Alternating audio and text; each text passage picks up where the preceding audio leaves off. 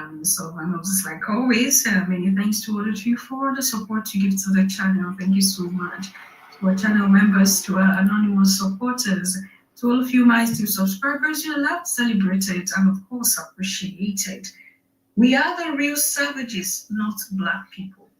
These are not my words, okay? These are not my words. These are the words of those who have told you all this while that for you to be African, for you to be a melanated man or woman, is for you to be barbaric, is for you to be out of touch with divine, is for you to be something that look like the devil, because I keep telling you, and it's still in the minds of many average African that the devil is still black.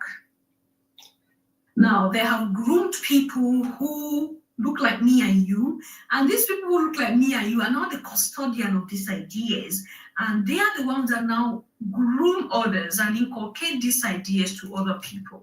That the devil look like me and you, Africans are the only group of people that evil can emanate from, because we look like the devil, because we are black.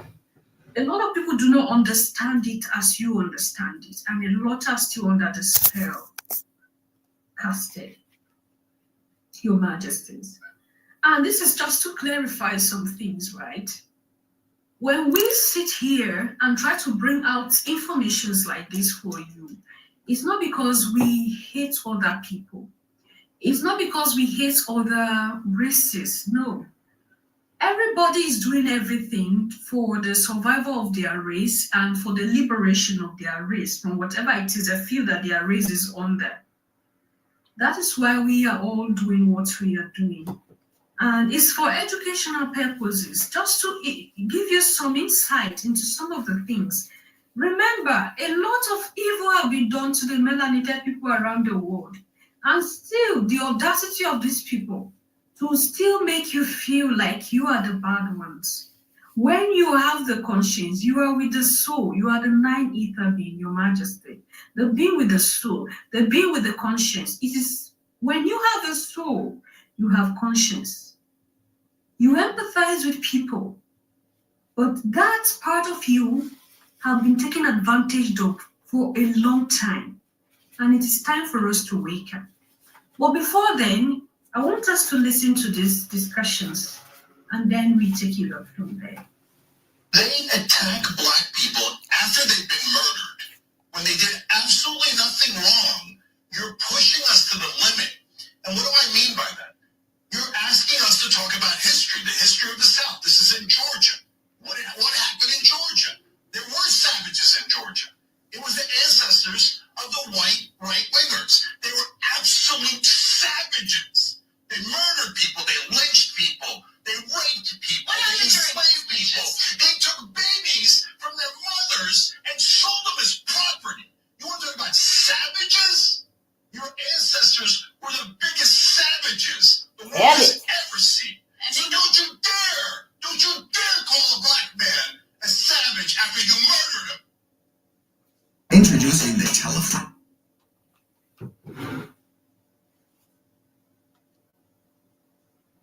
Dare do that? I'm so sick of African Americans being called violent when the world's worst violence was done to them, not by them, to them, not by them. For God's sake, you want to do racist stereotypes? If it fit anywhere, and it doesn't. But if it fit anywhere, it would certainly fit white right-wingers in the South, who has hundreds of years of history of being savages. Savages. They snatched babies, and they sold them as property, and they raped their mothers. Savages. That's what they were. You want to talk about stereotypes? Screw all of you who still defend that Confederacy, that monstrosity. Anyone who defends that is a barbaric savage. Accurate history is teaching white Americans how white slave owners raped, beat, humiliated, mutilated, murdered, and cannibalized their slaves. Accurate history is teaching that George Washington's false teeth were made out of his slaves' teeth. Accurate history is teaching that Abraham Lincoln may have said some words and signed some shit, but he did not physically do anything to free the slaves. The white abolitionists also often get almost total credit for freeing the slaves. I bet you've never even asked yourself what the slaves were doing to free themselves, and the answer to that is most of the fucking work, including giving the ultimatum of war. But then we get a bunch of white people mad that their kids might feel guilty if we teach real history. It's not about your white child's feelings. Teaching accurate history isn't about white people's feelings, but that does sound like something that someone who's only ever been taught a white glorifying version of history would counter with. Ask why we ever felt like we needed to curate a false version of what white people did and did not do to black people to begin with. And then ask yourself why white-ass politicians are verbally attacking real history by calling it slurs, which is, by default, also the act of calling black people slurs. I'm so happy that this is not coming from a group of melanated people or a group of black people. This is coming from white people, and maybe a lot of us melanated people will understand it better because it's not coming from a black person. I'm saying this because up until this time, there are Africans who still do not believe the true history when you begin to say it, because it is coming from you and not from a white man. They only believe whatever it is that comes from the lips of a white man. And that's why the havoc done to our brains is such that it's like a cancer. And it's no healing, because by day, instead of us feeding it or taking things, listening to things that will heal this wound, we are listening to things that will trigger, will enlarge these wounds that is already in our brains.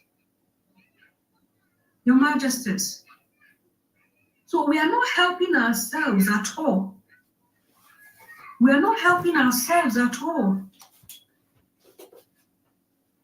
This is a situation that we find ourselves as Africans living in Africa. It's a situation, the reality before our faces in the world today. That the true history of man is denied man. Because there is an intention, there is an agenda behind pushing a particular narrative to the world. How do you control the world if you do not control the narrative? So when the narrative was controlled, we became zombies.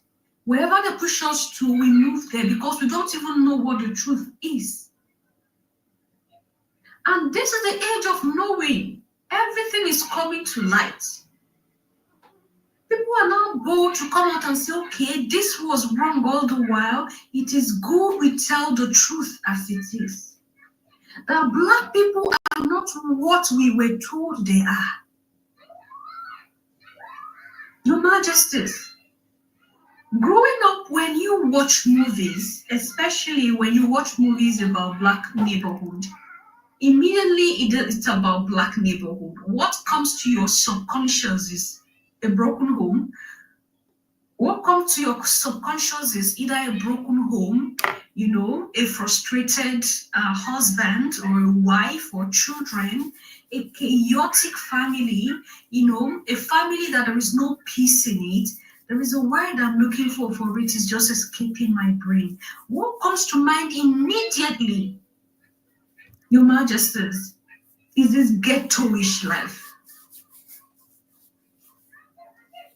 A life or neighborhood where people are just, going out drinking, terrorizing themselves, all this. That is what comes to your mind. Nothing good comes to your mind. I'm telling you this as African. The moment it becomes a black community, you don't feel something good anymore. Because what they're going to show you, what you're going to see, will not even going to be something that will elevate the image of the black people. It will not be. That is a control of narrative. They've controlled the narrative already. They've tried their best to push out these ideas in your head that when it is black people, it is fight. It is, ghetto life. It is broken home. You see, that is what it is. It is crime. When it is a black people, it is crime. It's ungodly. It is unholy. But the moment it's about, it's almost in a way.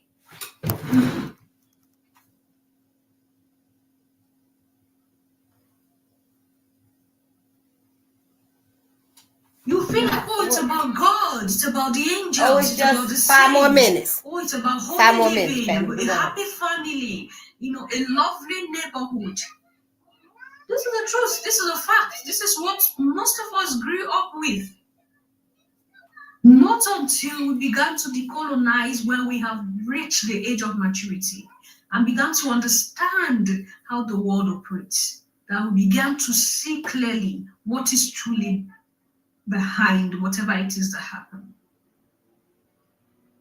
And this is a fact we are faced with by day, that the black image has been tainted for a long time, and it is enough. Enough is enough. Black people are no savages. Black people are not barbaric. Black people are not satanic. The melanated people are the image of the divine. So you can't come out and tell me that, oh, you are this, you are that, and you want to run with all the negativity. I refuse that. I don't know for you watching at this point, but for me, I refuse that. I showed you some information here, and I still get some black people, some black uninformed people. I'm sorry I'm using that word, uninformed, because I don't know, but they were like, God love all of us the same. God can be with us the same. God can kiniko the same. Yes, of course, there's no doubt about that. But I'm talking about my race. And it was still a white man who came to tell you, right, that the gods are attracted to black people. Divinity are attracted to black people. Why? Because there is something in the melanated that is of divine that attracts them. Your Majesties, you are the 9 ether being. 9 ether. You are not 6 ether, you are not 3 ether, you are 9 ether melanated. Where the divine is present, you trigger it, you increase the presence of the Creator. And it is unto you that it is said that when 2 or 3 are gathered, the divine is present. So do not look down on yourself to the point where you feel that there is nothing good that can come out of you. That is a lie. And that has been proven to be a lie today. At this age of knowing that it is a pure lie. And I'm happy, like I said before, that it is white people that are now coming out to tell you black people who are in the denial, that don't even believe in yourself that anything good can come out of you. You know, sometimes the way they projected this whole thing, you might even feel like, okay, since they said I'm barbaric, since they said I'm a savage, I should act as they have predicted. And some people, you begin to act like a savage, you begin to act like a demonic person, because already the word have told you, you can only be demonic, you can only be barbaric, you can only be satanic. Why should you project that kind of a thing to a race of people? And then you don't want me to talk. You don't want, it was okay when the world projected this towards this race of people, melanated people, that they are bad. You felt it was okay. And at this point where I'm saying no, I refuse that, you want to come and flag me that I'm going against principles. No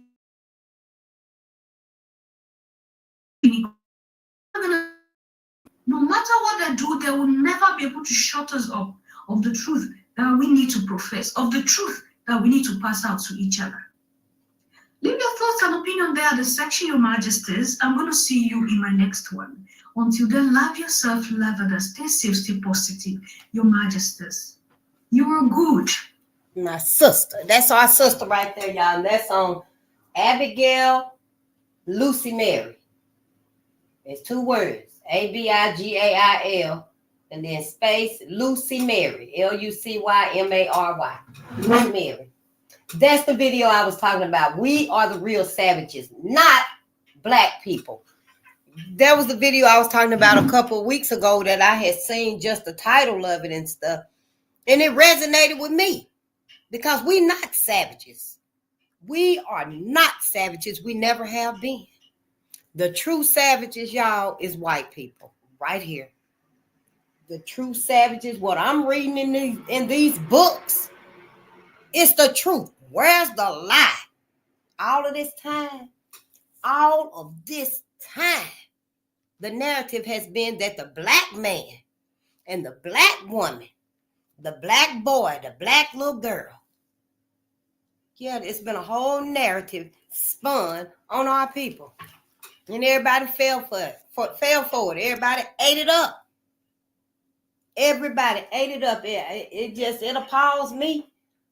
Did they do it on purpose? Did you intentionally, knowing that these things happen right here, and you fell right in line to lie and cover it up and mislead us and make my people feel that we were the savages, and we were not the savages, y'all. We just heard it from this video right here. White people are starting to tell it, and they need to tell all of it. They need to tell all of it. Let my people go physically, mentally, spiritually. Let us go. I'm just here to say that, yeah, we got to think twice about going to heaven now. Too much is being revealed to us, Black America. Now, I know this lifetime ain't been hard. It ain't been easy for us. It ain't been easy for us this lifetime. None of us. We've always had a hard way to go because of white folks. And now, the mindset that we've had to go to heaven when we leave here, that's all we concerned about, getting our heaven, getting our treasures in heaven. It ain't gonna happen. It is not gonna happen. I am not sorry to tell you. I'm more than willing and okay to tell us that no, you don't want to go to heaven. I know. I thought it was okay too. You know, as long as I don't do nothing to go to hell, I'm all right going to heaven. I can go to heaven. But now that I done started learning, and what I'm seeing, everything that's being revealed, is being revealed for you, Black America. Everything is not being revealed for other folks. Everything is being revealed for you, Black America and Black Africa. Yep, that's what it is. Like that's it. I'm here to tell y'all, we can't go to heaven. I'm not. My mind already made up. But I need y'all to know too, Black America, you don't want to go to heaven with white folks. Somebody gonna tell you, just like Sister just said. You know, she shared that because it's a known fact that we ignore each other's warnings. But let a white man telling this stuff, he'll get it through us quicker and, more thoroughly than we would. And that's why she shared that video, and it caught my eye when I seen it and stuff, because I was like, whoa, who is this? But I've been looking for it for like 2 weeks now. And that was it right there. And it's another one. I'll probably share that one tomorrow, when we do our readings and stuff. But hey, it's good to see y'all. I know I took me a few days off and stuff because, we starting a new book. Yes, we are on our 1, 2, 3. We're on our 4th book, y'all. First, it was Red Summer, The Awakening, the Summer of 1919, and The Awakening of Black America. And then it was Racial Violence in Kentucky, 1865 to 1940. Then it was this one. We just finished this one. I know I ain't took it back yet. I've been trying to write some stuff out the back of it. And then I'm going to take it back to the library. This here is Racial Violence in the United States. Yeah, there ain't no pages in this book right here. And now we finna read The Lynchings in Duluth. The Lynchings in Duluth. Yeah, it took me a few days to get ready for this one right here. I'm probably gonna have to, recenter myself before each book till we get out of this right here. But we got to get through this. I'm trying to find out what's wrong with my people. What the hell done happened to my people? Who done hurt us? I thought we answered the question. At least, the collective did. Who taught you to hate yourself? I thought we addressed these messages that our ancestors left behind for us, and I just fucked up. That's what I was thinking. But nah, we ain't addressed nothing. We ain't answered nobody's questions. We haven't answered Martin Luther King when he told us that he feared he done led us in a burning house. No, when Malcolm said that,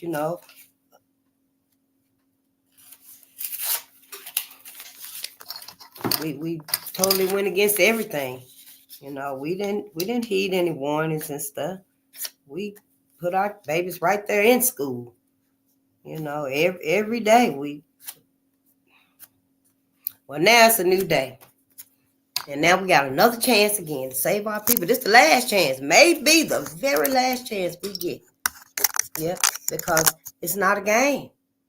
All this time, it's not entertainment. It's not just living. No, this is a whole, this experience right here is a whole, it's a whole mission, a whole agenda. We could possibly be in hell already. The more I've been thinking about it these past few days, y'all, that first universe right there very well could be hell. It is at the bottom. I'm just saying it is at the bottom. I mean, I'm just trying to figure it, but I know you don't want to go to heaven. You don't want to go to heaven. Whether or not this is hell that we in right here, right now, you don't want to go to heaven. Heaven is right there in that first universe. There go your hell right there. I took my little red, black, and green to-do list down. But that's your hell right there. And that's your first universe. But it's a multiverse out there. A multiverse. It's more than one universe. No, heaven is in one universe. That one you're going to go to heaven and have to stay forever and ever and ever and evermore, Black America. Please, we ain't listen to nothing else. But we got to listen to this. Because this right here depends on your forevermore. Your eternity. See? It depends on your forevermore, your eternity. I'm just trying to give you the knowledge, a different vision, the perspective that our ancestors is giving us, the knowledge in these books right here. All of this means something. Everything that's been revealed, it means something, Black America. And to me, you can't go to heaven with white folks. You cannot. You're going to destroy yourself forever and ever and ever. You got to go to the afterlife. You just got to go to the afterlife. Heaven ain't going to be no better for you. Your treasures that you've been working for, storing up in heaven and stuff, honey, white folks done already got it. It ain't even where you're going to be at. You're going to be behind them pearly white gates. And white folks going to be out living and stuff. But you ain't going to have them treasures and stuff that you thinking you built up in heaven. People just got to start thinking about, the totality of our Holocaust. We do. First and foremost, we got to start thinking about, the totality of our suffering here. And the world do. America do. White America do. Maybe they need to, I don't know, recenter themselves within all the knowledge and information that they already have concerning what it means to us in the afterlife. But I don't see people doing that. Yeah, this could very well be, the camel that break the, the straw that break the camel's back. This very well could be it. So Black America, if you finna faint, if you finna, lose it for a minute and stuff, cry, scream, whatever you got to do, go on and get it out. Go on and get it out, because it ain't nothing but the fear that white America done put in you of, not going to heaven, so you got to go to hell. But no, it ain't just heaven and hell. They lied again. There's heaven. Well, I'm going to start at the bottom. There's hell, there's heaven, and then there's the afterlife. Yeah. See, there's hell, there's heaven, and then there's the afterlife. You, Black America, want to go to the afterlife. You're not going to be happy in, heaven. You'll be okay in heaven. You'll be content. You'll still, be suffering in heaven. You might not feel it. You may not know it. But heaven is controlled by white folks too. Now, what that suffering going to look like, I don't know. I do not know. The Bible said that it won't be no pain. So maybe they won't be lynching black folks in heaven. Ain't nobody came back and told us nothing. The Bible said you won't be hungry in heaven. So maybe you won't be starved. But we don't know. Ain't nobody ever came back and told us about heaven. They come back and say, people said they had their near-death experience and stuff, but ain't nobody had no proof. So, so we kind of got to go on common sense. I know that blind faith done brought you through some things, so Black America. I know. And I know we've needed hope like nobody else needed hope ever in America. Yeah. We all did. Yes, honey. So, I don't want to take that away from us. I decided that it was okay for me to let us, keep our hope, keep your Jesus, your God, because I know we need hope. But that's changed. That's changed. You're gonna have to ask your hope, your higher power. Where are you supposed to go, Black America? You got to find out. Each one of us, you got your own deity, your own God, your own higher power, whatever you call it. You gonna have to ask him, her, whatever it be to you. Where are you supposed to go and spend your eternity? Because you can't willingly, blindly, intentionally go to heaven. And that's what we're doing. Yep. Intentionally going to heaven and stuff without knowing all the facts, without focusing and understanding and accepting all the facts.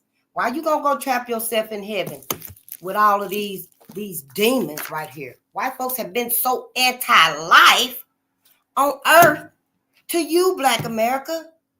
That's the only thing I've seen. Well, it ain't been before books, I know. But I ain't seen nothing else that equals the trauma. We ain't even read this one. I ain't seen nothing else that equals the trauma that we have endured. So yeah, at this point, I'm still, is white America is still the culprit, the criminal, the assaulter that has abused Black America, traumatized Black America. It's still white America. I don't know who these people are. If it wasn't them and it was somebody else, another type of lookalike of white folks, then they need to stand up and speak for themselves. But for right now and stuff, it's them. They one and the same. They white people. If it's somebody that came and took the identity of white people and then they ravished and savaged my peoples for hundreds and hundreds of years, then white folks need to say it. If white folks need to say, no, that wasn't us right there. That was what was it? Them just looked at that. The fake babies that they were growing. The fake babies they were growing. I was just watching it the other day because I ain't been on in a few days. And honey, they cloning. Honey, they been cloning white babies and white people. I was like, what in the world is this really? I thought Cabbage Patch Kids was just a doll. Because they had real birth certificates. But I'm just saying, when I find it, I'll bring that up so we can see that too, y'all, because something is going on here deeper than what we even see, what we think about, what we imagine. See, all of them stories in the Bible that you love and stuff. all them stories in your mind and stuff, you could call them like that at the top of your head, at the drop of a dime and stuff. You're going to have to use that so you can open your mind up and believe other stuff. You can't just believe them wild fantasies, because see, they fantasies to me. I know at one time I probably believed that Jesus, Cesario Borgia, really walked on water.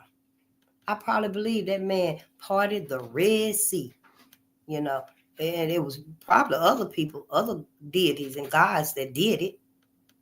I don't, but yeah, the man fed 5,000 people with 2 fish. I believe that at one time and stuff, but now, honey, no, I don't believe none of that nonsense and stuff. If I can believe that, I can believe that, yeah, Simeon Toko stopped the helicopter in the air during one of the attempts to kill him, which they finally did, kill him. And, he was like Black Jesus. He had, Jesus-like skills too, y'all, Simeon Toko. And there was another one, Simeon Kimbangu, I think. When I see his name and stuff, I'll let y'all know too. So, if we could believe these fables and these stories, they give us goosebumps. When you hear him about Jesus Christ and stuff, you should be able to have an open mind and believe other things too that might seem just as unbelievable or surreal. You can't keep your mind open to one wide, acceptance and then close everything else down. No, go ahead and keep your mind open so you can receive other stuff that might seem like, no, that's unbelievable. Black America, you must do this. This is why you got to go within, and find your strength to do this. It's going to be very hard, probably one of the hardest things you've ever had to do, Black America. I know it was difficult for me, but once your mind made up and stuff, you can go ahead and push through it and stuff, you have to. Because look at that right there. This is what we got to face. This is what you got to face right here. You might as well get ready for it. This is Jesus. This is our Jesus. You see that wood? You see them 2x4s right there? Do you see them 2x4s right there? That's your cross, Black America. You can't go to heaven with white folks. You go to heaven with white folks, you're going to be another slave. And also in this book right here, in 1915, look it up. William Joseph Simmons said that he had a spiritual vision. And in this spiritual vision, y'all, he seen robed horsemen galloping across the sky. In heaven, galloping across the sky. In the sky is in heaven, right? He didn't say galloping across the field. He said galloping across the sky. He formed a group, the Ku Klux Klan group, in 1915. It's in the book right here. I'm just wondering who lied. Who lying to black people? Trying to trick us again. Trying to mislead us again. Forever. Not only was white folks going to keep your ass a slave right here forever and ever and ever and ever, the perpetual slave, they going to do it in heaven too. Yep, our ancestors is not in heaven with white folks like you think. Now it is some black people in heaven with white folks, but that's because they willingly went there. They willingly went there. When they got there and stuff, they couldn't get out. Some of them got on the other side and saw the cotton and took a quick detour. Because they resonated with something. Maybe they seen it, that it was cotton. And they knew, I'm not going behind there. I don't know, but I just want you to know. It ain't just about us being right here in this realm of hell. Yeah. It's got what, 9 realms in this planet. So, one of them must be hell. This seemed like hell to me. A lot of people saying this seemed like hell. A lot of people are saying this seems like hell. And, I just have to tell y'all, there's your lake of fire right there, Black America. Willie wasn't the only one that white folks burned and roasted. In a fire. Willie Brown wasn't the only one. This is our hell right here. These are our Jesuses right here. Yep. We ain't got no business in heaven with white folks. I can't wait for somebody to tell y'all the truth and let you know. all of all of y'all's, because I done got rid of my, that box I had with my higher power in it. Yeah, I threw that box away. I let my higher power be. I let it be free. It ain't got no name. I can get with you having a name for your higher power and stuff, but that's because you're gonna have to ask him where you going. Where are you supposed to go when you leave Earth? You better ask him. You better ask him. But Dr. Ray Hagins, he's a psychologist and a pastor too. He said that all of them ain't doing nothing but leading you right there to heaven. So he might not even tell you. You probably need to start thinking on your own. White folks gave you anything. It ain't no good for you. It ain't no good for you. I was just listening to Neela Fuller before this one right here, before I found this video. Yeah. And Neela Fuller said that, white folks ain't even going to give you nothing that's going to benefit you. So that's true here. And religion is in the mix. Religion is on the list too. They control religion too. So that's lying to you too. All of it's lying to you. Don't be mad at me, shit. Be mad at them. They the ones did it. Why your pastor didn't tell you? Your pastor got more information than my pastor. They all came from the same biblical theological school or whatever it's called. But they all came from there and stuff. But I'm pretty sure your pastor, coupled with the education from where I'm from, is very lacking. Coupled with the opportunities, which probably are plentiful, more than where I'm from and stuff. So why your pastor didn't tell you, the reverend, or what you call him and stuff? They should have told you. They should have told all of y'all and stuff. Y'all would have been able to tell us. Even if we would have got it late and stuff. I'm just saying. Now look at us. Everybody want to go to heaven and stuff. Well, now it's like let the slapping begin, because can't nobody go to heaven. No, if you want to be free forever, you can't go to heaven. So let me finish reading this right here, what this man said. William Joseph Simmons, y'all. And, he said that he formed a group, the Ku Klux Klan, because he seen the Klan as his baby. He called it my child. He was in Atlanta, Georgia. Yep, he was in Atlanta, Georgia. And he said he formed the group in response to a spiritual vision of road horsemen galloping in the sky, followed by a vision of a map of the United States. Simmons established his Ku Klux Klan shortly after seeing Birth of a Nation and hearing news of the notorious lynching of Leo Frank outside of Atlanta on Thanksgiving night in 1915 while you're eating your turkey. That's another reason that, no, you're going to cook you a turkey dinner and stuff. Cook it any night but Thanksgiving during the year. Cook it every month if you want that dinner. You got to, stand up for yourself some kind of way. I'm just saying.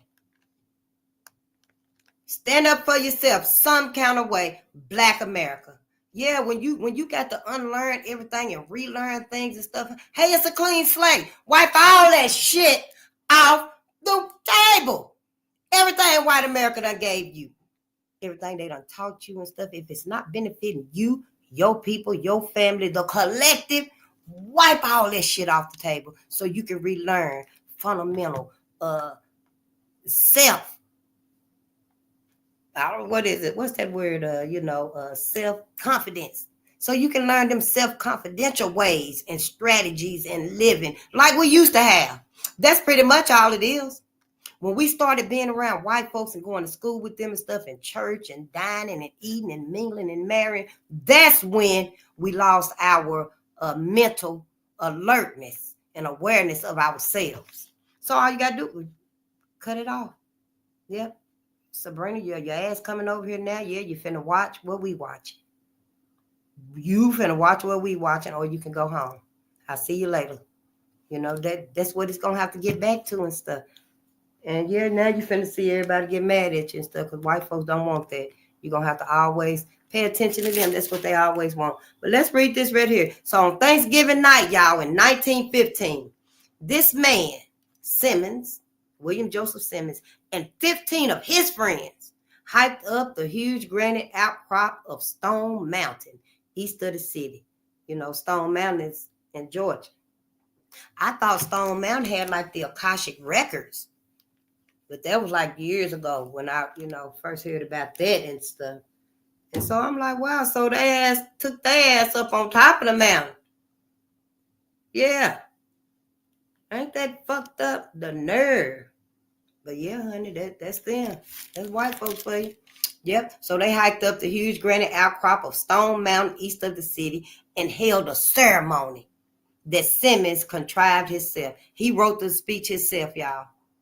And they was up on Stone Mountain and stuff, and yeah. He had flowery speeches, like he who traversed the realm of the unknown, wrested the solemn secret from the grasp of night, and became the sovereign emperor master of the great lost mystery. There was a black woman, the black woman's body. Yep, he was so happy that he was able to, to get it, even if it was by theft, rape, murder, however he did it. Yep, that's what he said. He would traverse the realm of the unknown. I thought he was talking about the universe, the space, the skies. No, that man was talking about the black woman's body. The black woman is the realm.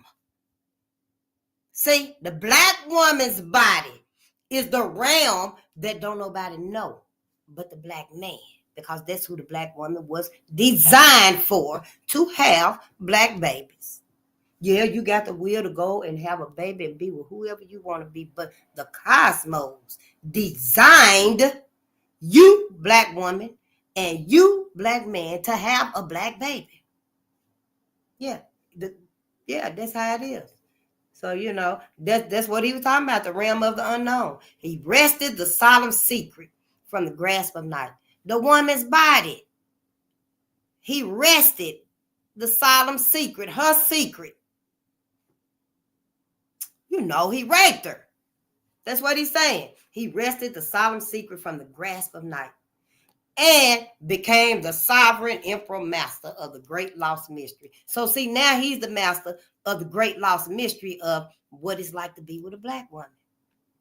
Dr. Frances Cress Wilson told us about that. I learned about her too late too, but it was right on time. So see, yeah, we got it. We got a whole lot of soul searching to do. You got to go within, Black America. Yep, I just don't want you to beat yourself up about this, because you ain't the only one got to go within. Hell, the whole collective got to go within and, and free ourselves. We got to free ourselves from these mental chains and stuff, this emotional love-hate thing we got with white American stuff. We got to free ourselves. You're going to have to do it too. Everybody got to do this individually. You know how they always say you born by yourself? You going to die by yourself? Well, you got to go within by yourself. You got to go within by yourself. Let's not feel like, some type of way and you can't do it or you shouldn't do it, whether that's for white America or for yourself, because you must do it. You must do it. Now, I don't know how long it's going to take you to realize you're trapped in heaven and you've been there for 5 million years behind them damn gates. I don't know. I don't know what's going to happen to you. John Brown up there, I tell you that, still trying to get white folks to see that, you got to free these people. You got to free black people. John Brown up there with a few of our, you're going to see some brothers and sisters up there that love white folks and just don't care. Just like, yeah, I'm going anyway. But you that know now, you got to choose different. You got to choose better for yourself. It's more important than earth. It's more important than here, because that right there is forever and ever and ever and ever and ever more. And if you're going to spend it with white folks, honey, you better know how you're going to be spending, because that is not, ain't no clouds over there. Them is not clouds over there. Them is not clouds over there. Now, you're going to know when folks start trying to cuss me out and stuff, I'm going to cuss their ass right back out too. Sure will. But them ain't clouds over there. That's cotton. That's cotton over there on the other side. That's motherfucking cotton on the other side. Them ain't clouds. That big old pearly white gates and stuff, Jesus going to take you right to his daddy. Yep, all of y'all religions going to take you right up there to Jesus and his daddy. You know, whatever his name is, you're going to the same place. Heaven, ain't you? Heaven. Now, I know you say your higher power called this and that, your higher power called that. And where I'm from and stuff, you know, our higher power called something else. So you got like Yahweh, Yahushua, then you got Jesus, then you got God, you know. Some people probably somewhere is calling, you know, us, I mean, Allah, you know, some of us is calling Jehovah, you know, but all of it taking you right there to heaven. Allah too. As far as I'm concerned, ain't nobody said nothing about the afterlife, have they? Is Allah, did Muhammad say the afterlife, the 12 universes? Because see, that wordplay and stuff will fuck you up. And you're going to be there for eternity. So you got to do your due diligence on this, Black America. You're going to have to do your due diligence on this. I know it seems like, damn, what is she talking about? She talking about dying again? No. I'm talking about living the rest of your energetic vibe. The rest of your energy. Where you going to spend the rest of your energy at? I mean, you ain't going to have a body no more, but you still going to be energy. Where you going to spend it at?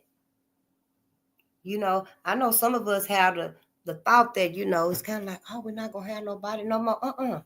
But I can let you know this. If you did have the body, and when you think, you know, because we think when we go on the other side of stuff, we get our wings.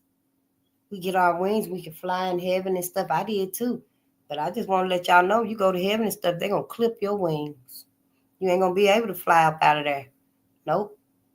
You ain't going to be able to fly there. You ain't going to have no freedom in heaven. White folks gonna trap your ass in heaven too, just like they did here. Heaven is theirs, ain't it? You didn't come up with heaven. White folks came up with heaven. White folks came up with heaven. Just, you know, try to give yourself the benefit of the doubt. I'm just here to help you a little bit because you my people. And, you know, I don't know what the hell everybody else got on their mind and stuff. Anybody that's done read at least one book, 2 books, 3 books, but you know, you've been reading this stuff and it ain't dawned on you to tell Black America not to go to heaven. You better think twice. But see, everybody talking about, no, that's because you need to be listening to this. You need to be following this God, following this deity, following that deity, and following that God and stuff. Well, they're all taking you to heaven. We're the one that's saying, don't go to heaven. Go to the afterlife, where you could be free. You want to be in heaven and want, let me give you a visual view. This right here is the first universe. That's hell right there. Heaven and hell both is in that first universe. You could go to the second, the third, the fourth. The multiverse is 12 universes, y'all. It's more than just that one universe. Why the fuck white folks didn't say this? Got you thinking. Maybe it's just me. Got me thinking that it's just heaven and hell. So anybody that's thinking like me, I want to let you know. It ain't just heaven and hell. You can go to the second universe, the third, fourth. You can go all the way to the 5th, 6th, 7th, 8th, 9th, 10th, 11th, 12th, the 12th universe.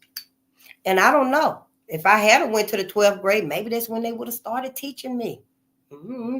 But, you know, the multiverse, it might go all directions at once.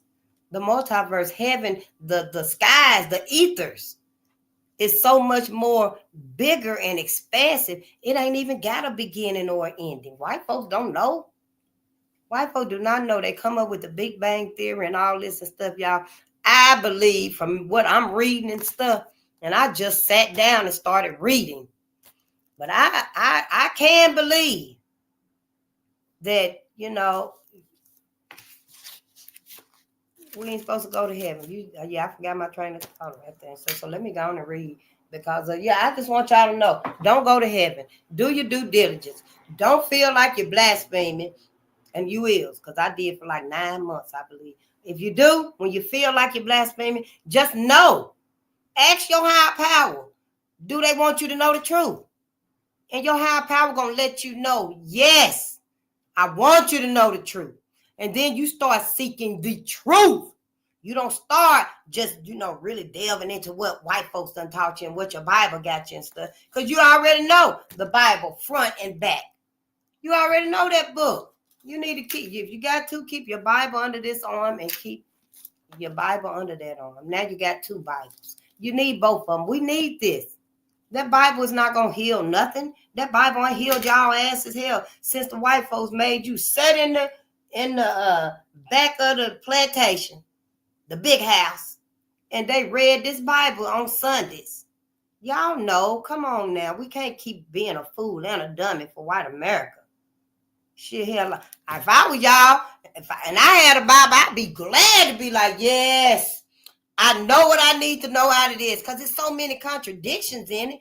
At least be studying the contradictions in the Bible. Well, what are y'all doing? Reading the same old passages over and over and over again? When I get to the Bible part of what's wrong with us and stuff, y'all, I hope y'all be ready. I hope y'all asses be ready. And don't come telling me what the pastor said. Because the pastor ain't even told y'all. I mean, I'm like, damn, for real? Ain't nobody told us? Wow, now that's why Dr. John Henry Clark said we ain't got no friends. We ain't even got no friends. We can't even trust our pastors now. They just trying to make sure they got $1 in their pocket and stuff. Y'all ought to go ask for y'all money back. Tell all them pastors you want your money back. You better hurry up before everybody catch on and start going to. I thought they were going to do it when, everything went down and the pastor and first lady was at them parties, and then pastor said, I ain't telling y'all nothing. TD did. So I ain't telling y'all nothing. Because folks were wondering, well, Pastor, why were you and first lady at that man parties? That ain't your type of, people to be hanging around and stuff like that. You wasn't coaching him and stuff like that. If you letting your hair down, having a relaxing day, why you at that kind of party? So, I thought folks were going to start asking for their money back then, but, indoctrination is a motherfucker. So I'll leave it at that right there. But you better go ask for your money back. Just tell Pastor, look, I need my money back. See what he say? Come and let us know. But yeah, I am Face the Nation. We on Bolden Unchained. And I'm so glad y'all here. It's been a few days and stuff, and I just decided to come on back. Ain't no need putting it off a little longer and stuff, and then I might just end up switching and getting another book.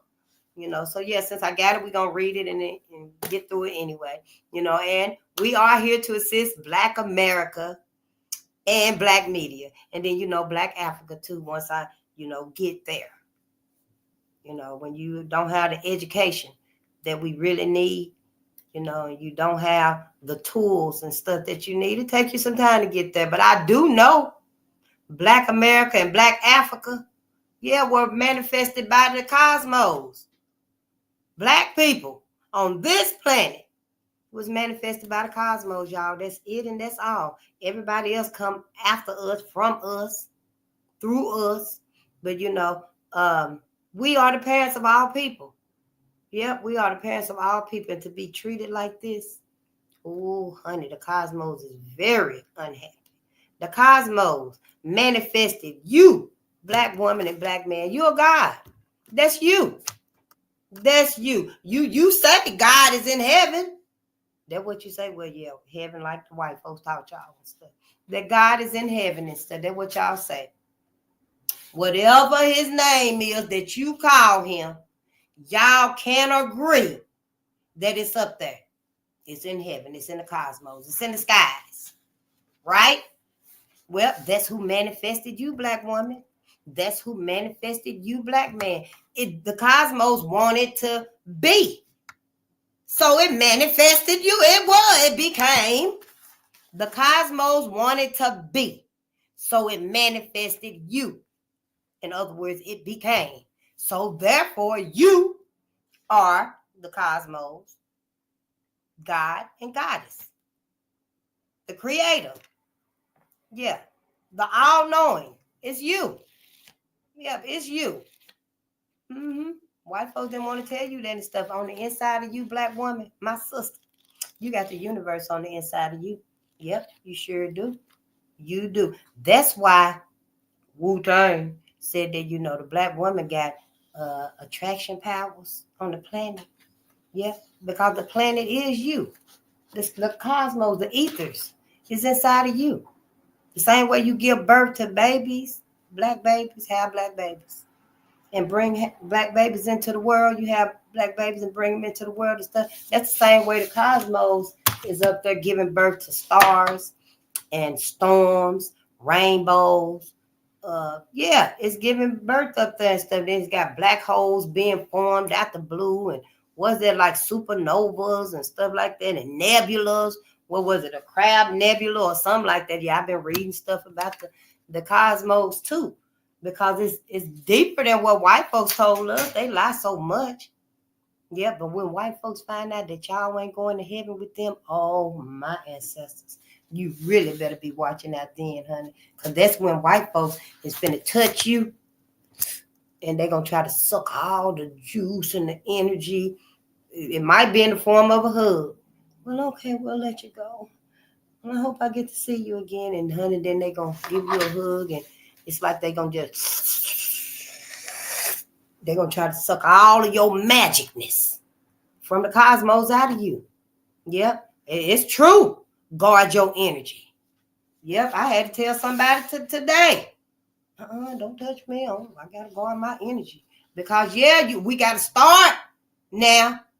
Get your shit together. You got to start evolving, black people. You must start evolving a little bit at a time. It's going to be difficult. Because I'm like, dang, for real? You know, but it's got to be done. Somebody got to do it. You know, so yeah, we looking through a spiritual lens, y'all. We here to assist Black America and Black media. We looking through a spiritual lens because I am not religious. I thought I was religious, honey. I'm not religious. I thought we were Baptist. My mama said we were Methodist, I think. Or I thought I thought we were Baptist, and she said we were Methodist. But anyway, I tried to become Pentecostal and stuff, but then none of that resonate with me, even since when I was a little bitty girl and tried to read the Bible and stuff, you know. I tried to annotate the Bible. Oh, wow, that just confused me so much as a little girl. You know, trying to write all this stuff down and stuff, and trying to put it in order where I can remember. And no, then none of it even resonate with me and stuff, you know. So I end up reading Roots. And I guess after that right there, I forgot about the Bible and stuff and just let it be, and just like, all right, then I'm going to heaven. I'm going to make sure I don't do nothing. Go get me in hell, you know. Because at that point, once you resign yourself to white America's way of thinking and stuff, where's my little bitty Bible? I did buy one at the dollar store for $1. So, you know, I did try to read some of it. I said it somewhere. But once you resign yourself to going to heaven and not hell, that's all you thinking about. That's all you thinking about is going to heaven. And I was the same way. Yep, I was the same way, even though I still was fucking up and stuff, you know.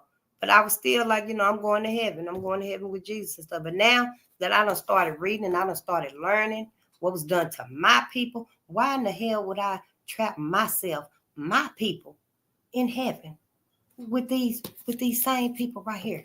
The same people that Dr. Joy DeGrasse said ain't had no therapy, ain't had no type of therapy, y'all. White folks ain't been in recovery or nothing. If anything, white folks have found out how to repress all of this right here. White folks, collectively, I mean, white folks have found out how to repress this. I don't know if it's eating meat represses it somewhat. I don't even know. All of this is new to me. Yeah, you know, it's fucked up. I'm like, damn, and nobody said nothing. Y'all motherfuckers is wow, damn backstabbers, you know. But yeah, we're looking through a spiritual lens of loyalty, resilience, and education. Because as far as I'm concerned, Black America, we need to know who the hell are we loyal to here? Who are we loyal to here? Are we loyal to our ancestors? Huh? Are we loyal to white folks' ancestors? They clan ancestors. They the ones said they were the Klan. I didn't. For a long time, I didn't even know what Ku Klux Klan was. Till after I learned about it and stuff, and then it made it seem like it was just, you know, a trend. Like it was just a trend that happened, and then it was over with. No, this was a lifestyle. This was a culture. This is still alive. Why is the Ku Klux Klan still alive out here, y'all? If white folks done tried so hard. Hell, it's they sons. I mean, these same white women out here and stuff. White women in America.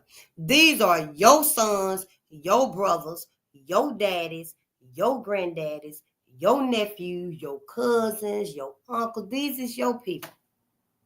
Wow. And you still, y'all know they still got Ku Klux Klan active out here and stuff. Man, that's fucked up. So yeah, I'm just here to say, hey, separate yourself right here. Keep your dollar and your seed. Yep, don't spend your money or your seed. Just, don't. Find you your own people to be with, because all of that shit is over with now.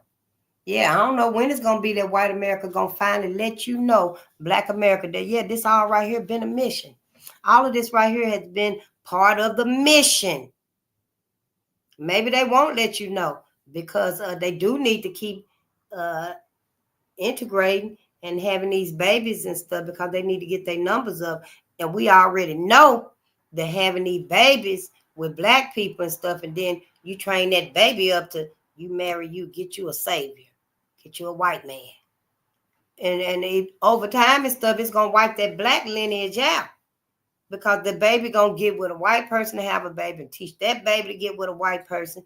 And eventually, it's gonna wipe black America out. You got so many damn backstabbing agendas on you and stuff. It's a wonder black people even still alive here. That's because of the mercy of the cosmos.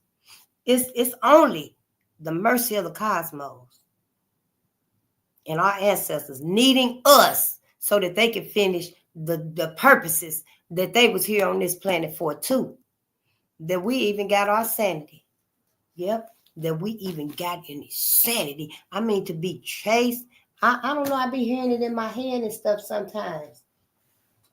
How, all them throngs of white folks were coming out,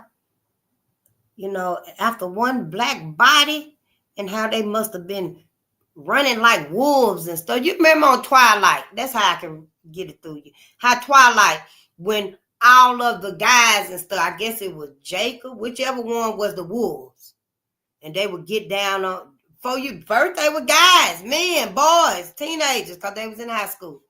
And then next thing I know, hell, they were wolves running through the woods. That's how it must have been to our ancestors. That's how I see it. I don't know how y'all see it. I don't know. Maybe it's because we didn't really get the full picture of what our ancestors went through. But I'm here to tell you now, you finna get it now. You finna get it now, because we ain't finna sugarcoat none of this. I might skip a word. I might stutter, because I'm getting better and better at reading out loud, But, we ain't going to sugarcoat nothing. It happened. It happened. Let's make sure it don't happen to us again, okay? Let's make sure it don't happen to us again. I know it's going to be a lot of people saying, oh, why you reading that and don't do this and that? Shut up and sit down. Just shut up and sit down. But let's do this, because we need to know who we loyal to. We need to know, we look through a spiritual lens of resilience. We need to know what all we done endured, what all our people done went through. All of this restlessness in us, y'all. And our people that we see out here and stuff, that's because we've been under white folks. That's because we've been under white folks. And we done had it up to here. We can't take it no more. Our youth can't take it no more. Our babies. Pretty soon our babies ain't going to be able to take it no more. They're going to literally be little bitty white babies. You keep them around them. Keep them around them. Before you know it, little 2-year-olds, 1-year-olds, going to have the persona of little bitty white girls. Maybe not that young. I hope not. But, you're going to see your 5- and 6-year-old and stuff, acting just like Karen and Sabrina and stuff, Yeah, it's going to be a motherfucking shame. Y'all done sit here and let these folks extinct us any which way they want to. We looking through a spiritual lens of education, because somebody need to learn. Including me. With me. We learn it together. I ain't read these books. I have not read none of these books. I didn't even know about all of this. I knew about Tulsa, Oklahoma, when Trayvon Martin was assassinated by George Zimmerman. I learned about Tulsa then, and I forgave it. See, that's the thing between me and you. I forgave everything. I know we did. We forgave slavery. We forgave after slavery. We knew all that shit that happened after slavery. I'm sure y'all did, because y'all very smart. I just didn't know. But, you know, we forgave it all anyway. We forgave it all because we sincere. When we say black people sincere, when we say we forgive something. You know, it's water under the bridge. We done moved on and stuff, you know. Yeah, let's make the world a better place. You know, we all want to have a better day and stuff. So, yeah, we did forgive it, and we were sincere about it. Well, now, I don't forgive none of it. I don't forgive none of it. The little forgiveness that I did have and stuff, I took it back. Yep, I took it back. You don't see nothing but the residue of where that forgiveness was there before. It's like, you know, when you color something with a marker and you wipe it off, you still can see the tint of it. That's all that's there for my forgiveness for anybody that's done did anything to my people. And ain't even had no type of ain't gave no type of retribution, no reparations, no tangibles, no sincere apologies. Ain't been held accountable. A lot of these people wasn't even held accountable. I mean, 10,000 people at John Hartfield. Was it John Hartfield had 10,000 people? I think it was. 10,000 people at John Hartfield's lynching. Where all these white folks come from? Where all these white folks at now? Pregnant white women was at the lynchings and stuff, yeah, with they big old bellies and stuff, waddling down the street, grinning up at the bodies and stuff that were hanging in front of the tree. Black kids sitting in the tree. The black man lynched. And the kids sitting in the tree. They ain't pulled him up yet to kill him, but they got him on his feet with the rope around his neck. And he on his feet. See, that's so he can still be alive, but he can't go nowhere. And white folks can butcher him. Yeah, that's what they did. They butchered him. Dismembered him. When little white kids sitting in the tree, looking down at him, laughing, grinning, full of glee. Well, where does this even come from? Where does this attitude even come from, you know? Yeah, this right here look like what's wrong with my people. I ain't seen nothing else. Don't come in here talking about no black on black. It's just black on black crime because you got away from God and stuff. Shut up. Shut up. Shut up. We ain't cutting off no branches. We finna get to the root of this problem. What's wrong with my people? If you don't want to know what's wrong with my people, then you need to go over there where Sabrina at. Go on back over there with Sabrina and Karen them and stuff, you know. Because I ain't going to try to talk you out of going to heaven. If that's what you want to do, then you go. You ain't going to sway me to go to heaven. I'm going to the afterlife. No, if anything, I'm finna sway you about going to heaven. Somebody needs to tell y'all black people because you don't know nothing. All of your friends and stuff, everybody claim they love black people. Everybody and their mama claim they love black people. Oh, we love black people food. You can about look at a white woman got her hair cut in the bird. And her hanging right there and stuff. Oh yeah, black folk be so proud and stuff. Yeah, you can tell she got a black husband. She got a black kid. She been around black folks for so long and stuff. She girl, you act black, and that's supposed to be a compliment. Just don't be a fool and a dummy. Black America. Yeah, I'm tired, and I just got here, ain't it? But yeah, I know. I've been sleepy lately. I don't know. I think it's the planets aligning or something. Yeah, that what's her name? Sister Mama we're talking about. Yep. Sister Mama we're talking about the planets are aligning up. And I just be like, you know, when I got to rest and recuperate myself, rejuvenate, yeah, I'm gonna do it. Y'all be like, damn, what Faith said and stuff, honey, resting up, and I hope you will too. Sure will, because there's so much going on out here and stuff. Shit, I ain't finna be in the rat race. I know what I need to tell us when I do get here. We're gonna read our books. We're gonna try to catch up on some stuff, you know, and can't worry about it. You ain't nothing. All of this is out of your control. Even what is all these little fires in the world and stuff that's happening. Yeah, of course this is hell. Look at all these fires and stuff. Y'all know it's like 9 million people finna be without food stamps. I know, I'm like, damn. Then like 30 states ain't even had electricity, y'all. Yeah, I'm like, whoa. So yeah. So if you got the money and stuff, go get you your power stations right now. Let me see if I got this on the wall right here before we get started with the copyright disclaimer. Then we going right into reading because I'm finna go get me some more read and stuff. But the power station. Oh, here it is right here. Yep. Uh-huh. It's gonna take me a while to get me one, honey. But if you got the money, you better go on and get your power station.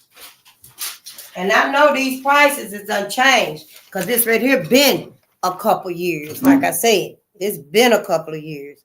So you probably, missing out. You probably missed out. I'm sure it's more than now, more than it was then. And it's called the Jackery Portable Power Stations. Yeah. Jackery. Jackery. Portable power stations. It's like it's a power station, and you just plug all of your stuff into it. Your lamp, your clock, your microwave, your hot skillet, all of that stuff, your iron, whatever you need to, your laptop, your chargers and stuff like that. You can plug all of it into that power station. And that's what you need to go get you. And I had got this from Lead Farmer 76, and it was the Blue Eddy EB70. And at the time, it was a 716 WH, what that was. I didn't write that down. But it was like for $599. Just put in there portable power stations.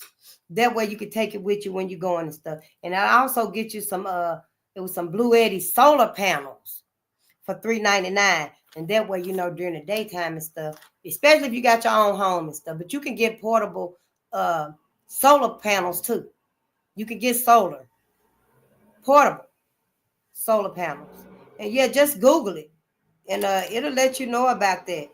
Then there's the solar power generator, 300 watts an hour. Oh, that's what WH means. That Blue Eddy EB70 was 716 watts per hour. Yeah, but it was for $599. I'm sure it's more now, so you might be paying like $1,300. I don't know. I wasn't able to get me one then, and I ain't able to get it now, but I will. I just want you to, if you got your money, you got the funds and stuff, you better go on and get your stuff. And let's see, what is this right here? Them solar panels, they charge up in like 3 to 4 hours, I guess. Yeah, and they got an AC wall outlet. Yeah, it's a lot of stuff to it and stuff. Just look it up so you can get you one. Yep. And what is this right here?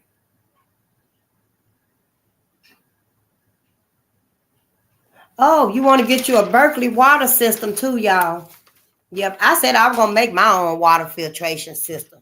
Yeah, I seen somebody on YouTube somewhere, and I was like, well, shit, if it comes down to it, then yeah, I'll just be having me some what is it, some peat moss, I think, or some type of sand or something they was using. I have to find the video and the notes to that. But yeah, if I could, I would go ahead and get me a Berkeley. I probably will. Just go on and get me a Berkeley. And that way you can filter your water. And y'all be able to have water and stuff. Yeah, I think that's it. Yeah, then get you a dehumidifier if you don't have one.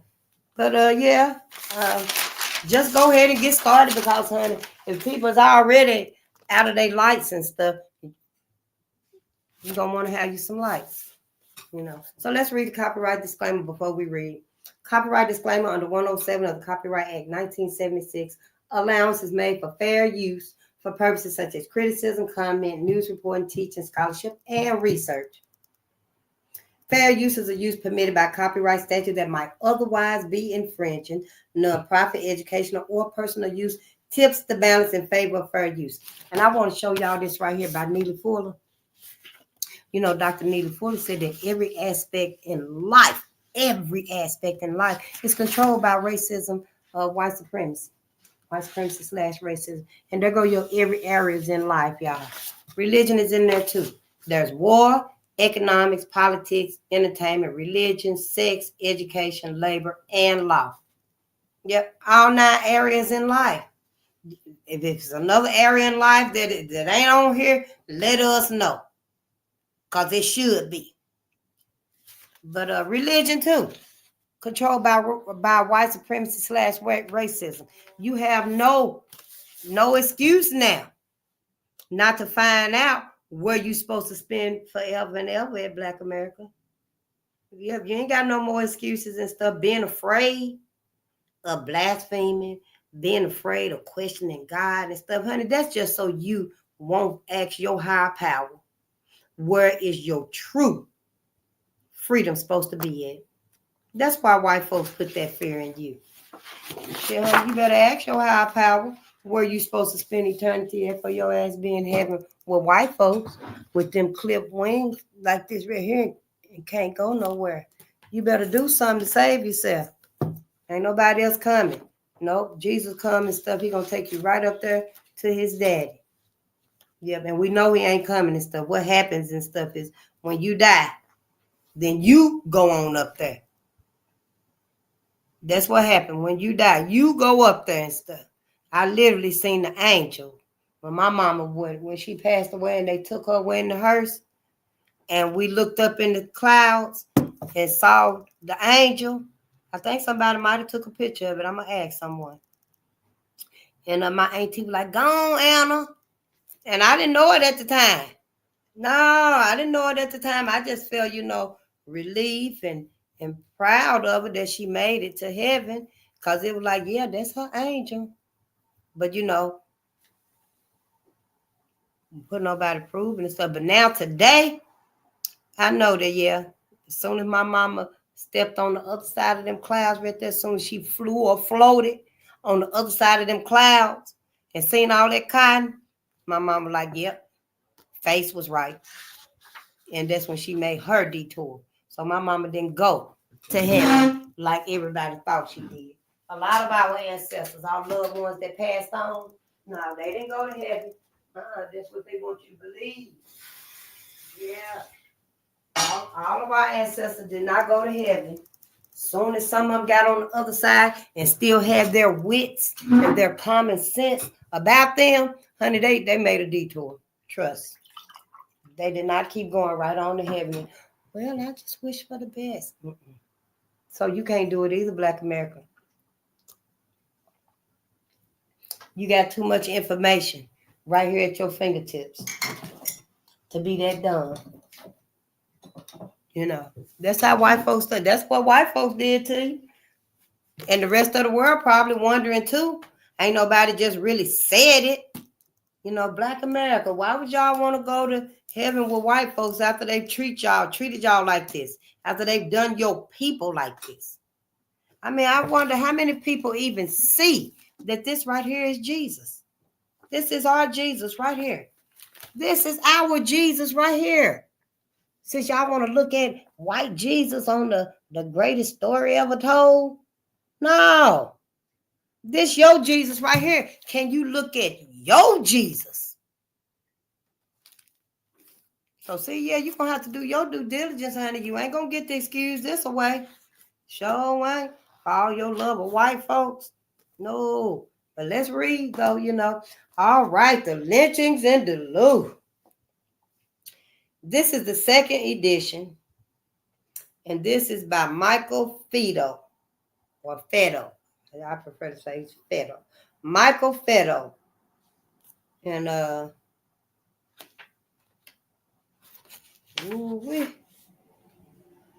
with a foreword by William D. Green.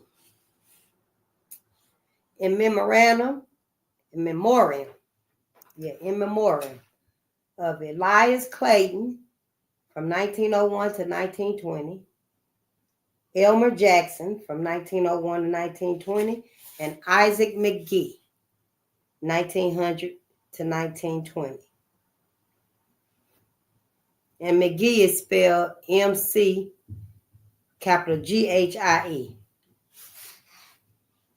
Dedication. For my mother, Ramona Fetto, 1914 to 1977, who first told me about this incident.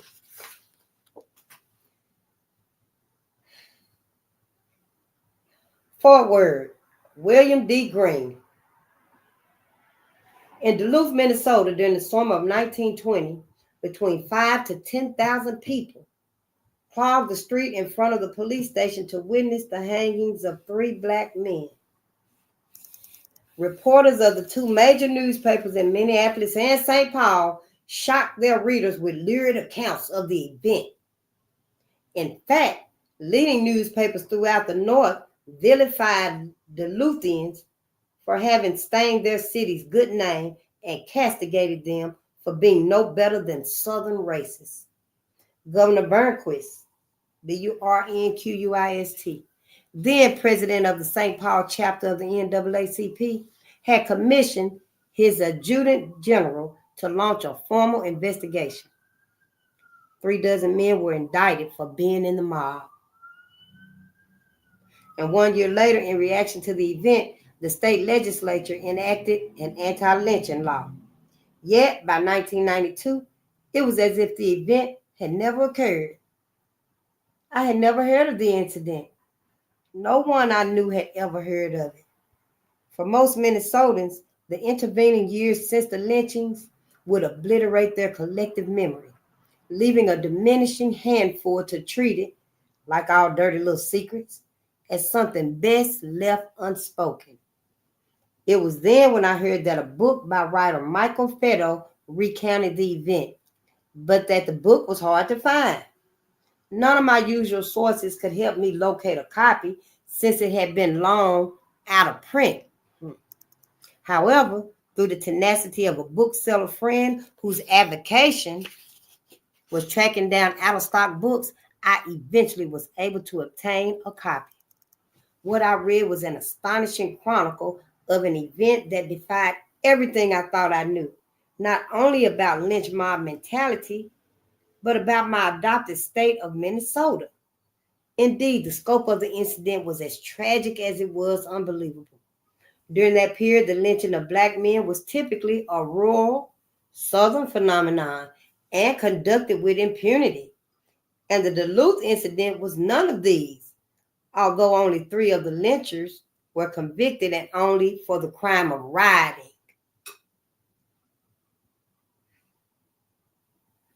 I was impressed with the sober treatment in which Frito wrote the account, letting the facts speak for themselves, devoid of self-righteous melodrama. Letting the facts speak for themselves, devoid of self-righteous melodrama. I was impressed with the care he took in recounting the small but telling stories of individual participants and observers in a manner that cast them as ordinary people caught up in an extraordinary moment.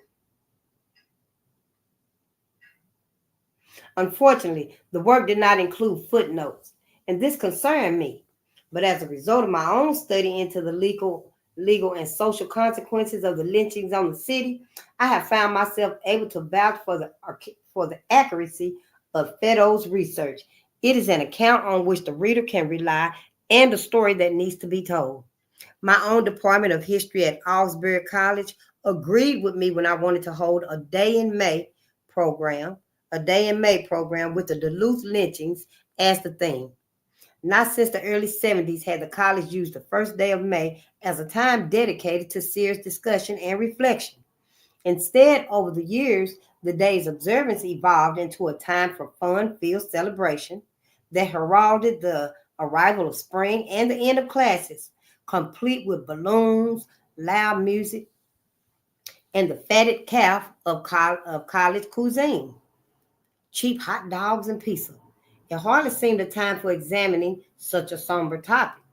Nonetheless, we put together a panel of speakers, which included Fetto, posted notices around the campus, and secured a moderate-sized room for the occasion.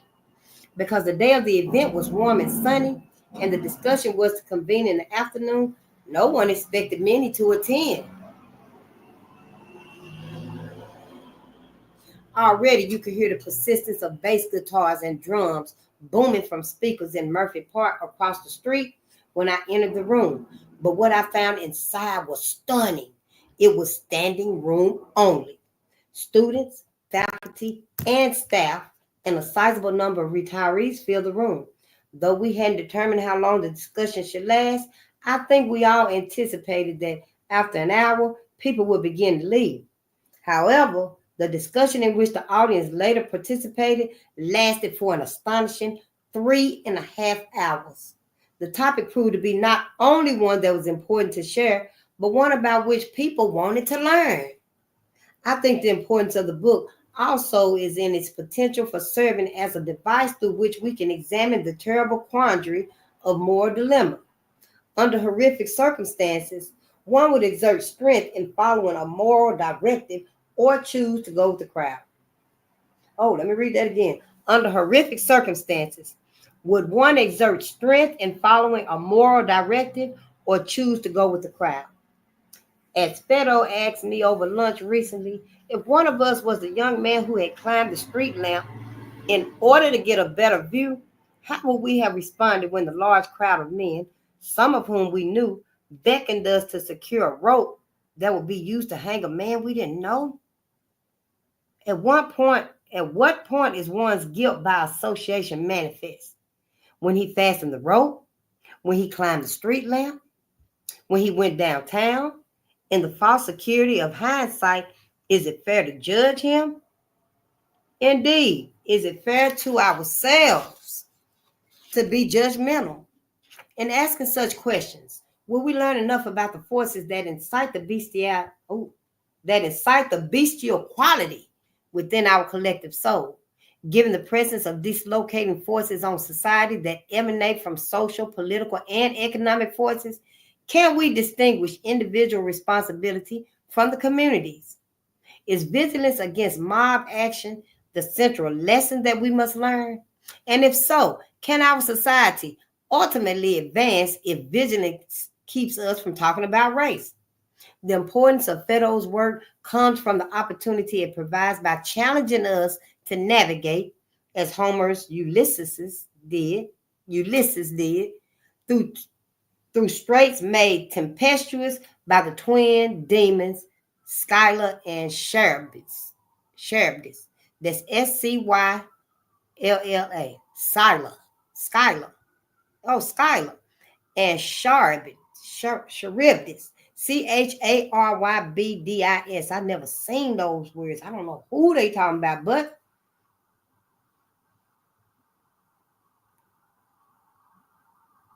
during one of my weekly walks with a colleague from Augsburg, I began telling him of a tragic racial encounter in history that I was then researching. Although I was using him, a strong analytical thinker as well as a very good writer, notwithstanding his training as an accountant, as a sounding board for some of the prickly issues I wanted to explore in an article I was struggling with, I was unmindful of how he was reacting to my anecdotes. Indeed, I was surprised when he told me how disturbed he felt at what I was saying, that otherwise reasonable people were capable of performing the most bestial acts imaginable, being motivated to do so not so much in the name of white supremacy, but too often by far more banal instincts, that it happens so often in so many different settings at any prompting, and that such acts occur with impunity. How could I live with such knowledge, he wondered. Didn't it leave me haunted? Didn't it fill me with rage? How on earth could I endure functioning as a scholar and teacher without giving in to the dark temptation of becoming an ideologue? Ideologue. Ideologue. Ideologue. Log. I was struck by both his questions and his passion, for he was reacting to the cumulative effect of incidences that I had shared with him over the years, while I, in turn, appeared clinical. I wondered what had happened to me. Had I indeed grown emotionally callous as I sought to unearth such incidences? And wanted to know about them, was I spurred on by my prurient desire to debunk the reputed legacy of Minnesota Nice, or seek retribution on white contemporaries for the sins of their fathers. And that word is prurient, prurient, prurient, Prurient, and wanted to know about them. Was I spurred on by my prurient designed to debunk the reputed legacy of Minnesota Nights or seek retribution on white contemporaries for the sins of their fathers? I do not think so. This is not about exploiting white guilt. Tragedy is very much a part of the human drama. And as students of history, we must know that it exists in order to fully know who and what we truly are. And yet, I was bemused by my friend's assertion that I seemed so disassociated from the tragic episode. That I could speak dispassionately of such events did not mean that I was untouched by these occurrences. Quite the contrary. At times, I wish that I never knew of such things, living instead in blissful ignorance. But it is a fool's paradise. For much of my life, I knew what was possible. That an otherwise banal event such as white drunks boasting idly could suddenly get out of hand and turn ugly. Consequently, it governed my behavior, sharpened my instincts, enhanced my resolve to be discreet, vigilant. This was my upbringing. Survival often meant simply getting through the day. This, for sure, and thankfully, is a foreign concept to most people today. But for those of us raised in the Deep South during the 50s and 60s, whose racial forebears, too numerous to count, were victims of the rope, the wounds have healed, but the scars remain. We can never forget. We must never forget. The test, of course, is what we do with the memory. Do we allow it to fester? Or do we use it?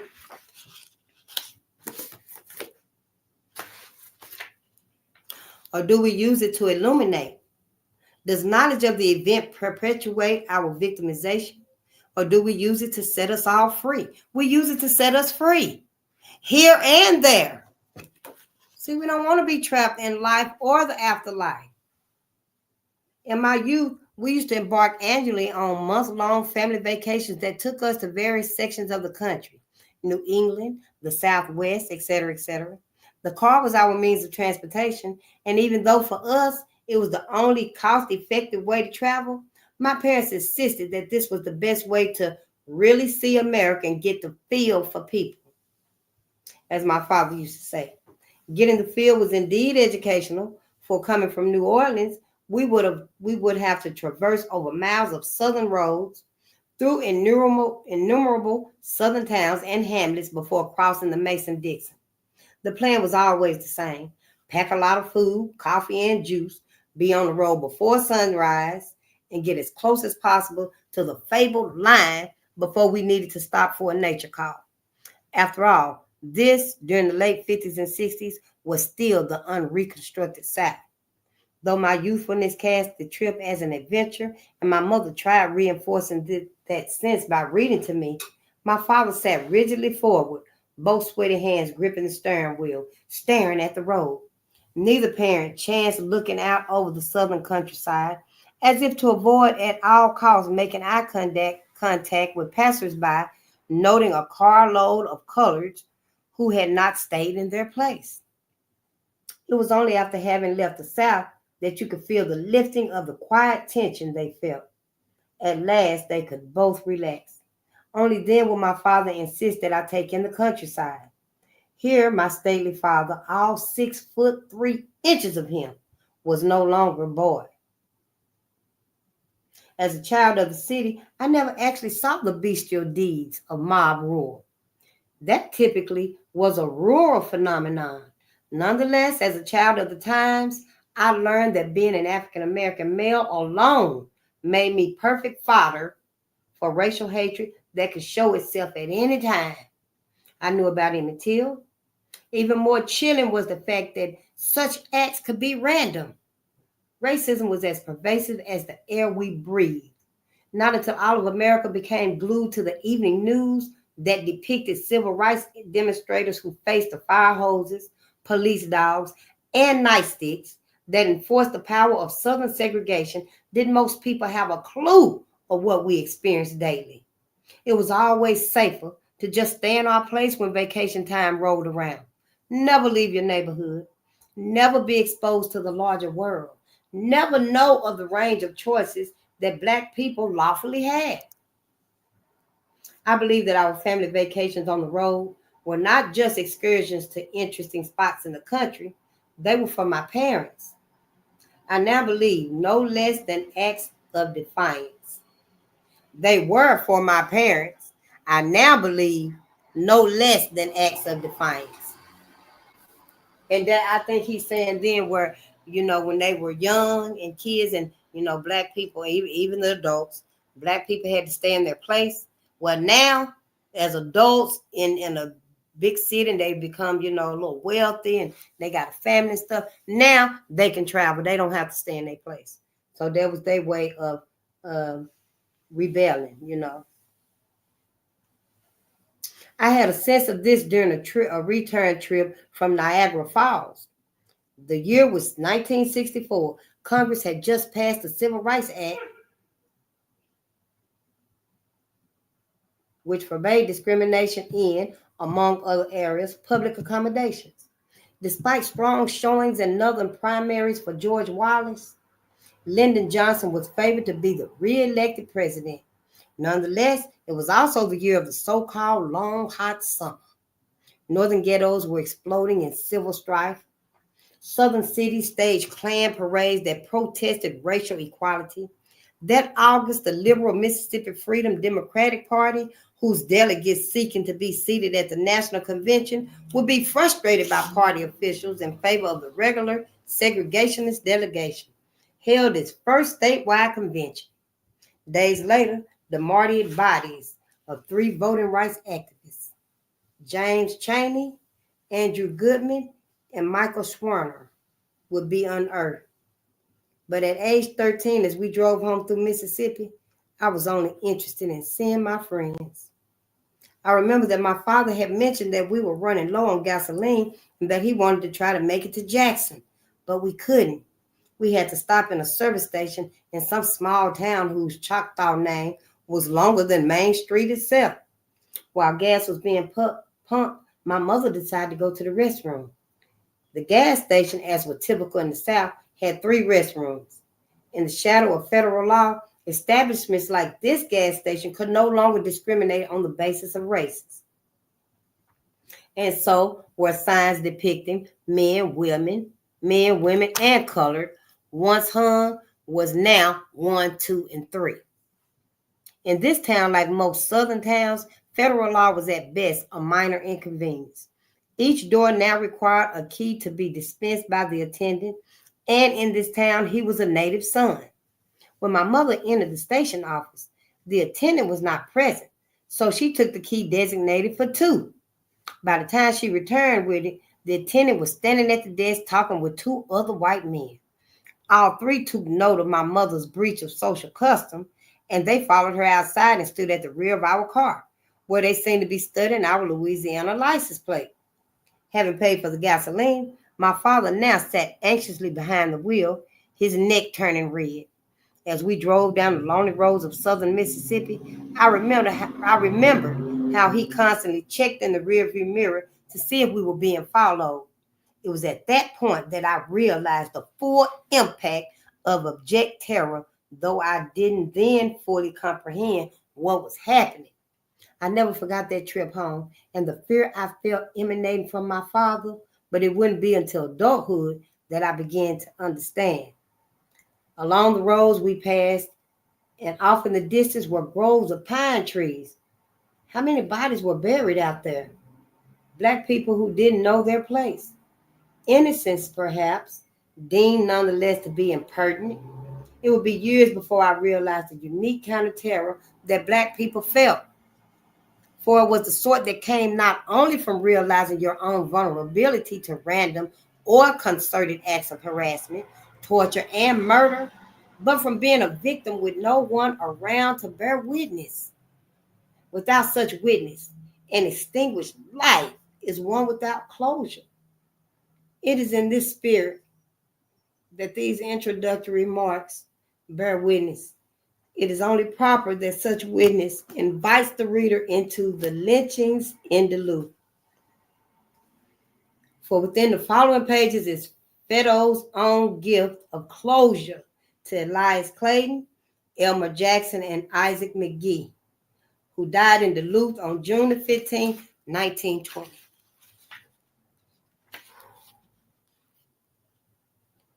Duluth, Minnesota, June the 15th, 1920. I ain't never been to Duluth, but if you want to see it, they're right there what the city used to look like. And right there was the lynching site.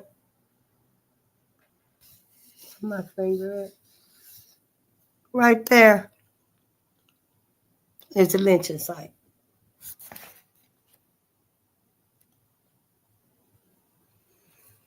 Superior Street, Duluth, in about 1929, the gas street lights have been replaced with electric ones.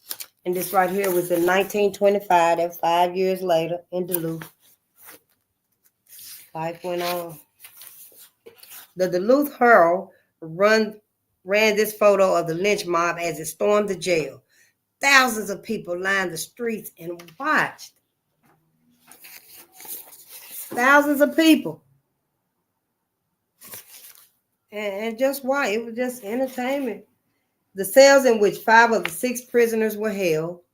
The 6th was placed in a cell upstairs.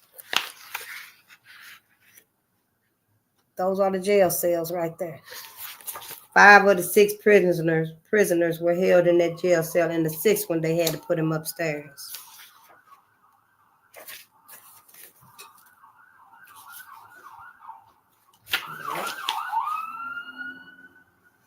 When one segment of the mob was unable to break down the cell door fast enough, another group broke through the wall. We're going to get to it. Let's see. When one of the mob couldn't get through the door, the cell door to get in the cell, they just broke through the wall. Just broke through the wall in the jailhouse. The lynchings as photographed.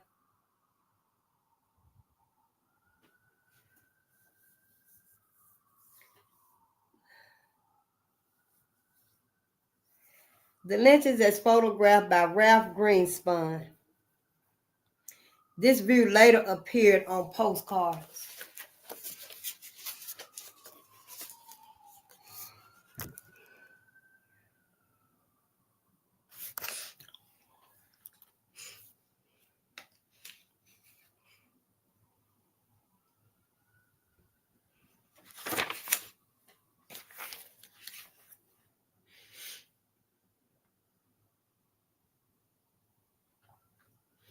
The lamppost at 2nd Avenue East and 1st Street where the mob lynched 3 men accused of rape.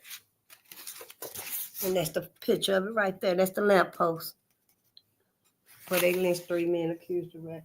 The Duluth City Jail, the morning after the lynching of 3 men. Now this is the Duluth City Jail. All the windows broken out, all the doors and stuff, because they wanted to go in. They went in there and got the black bodies and stuff like they did and stuff. A caravan of police cars brought the other men from the circus down from Virginia, Minnesota, while members of the tank corps stood guard along the street to prevent another mob action. And that's it right there. The Clayton Jackson McGee Memorial in Duluth, viewed from the corner of 2nd Avenue East and 1st Street. The memorial is located diagonally opposite the corner where the lynchings took place.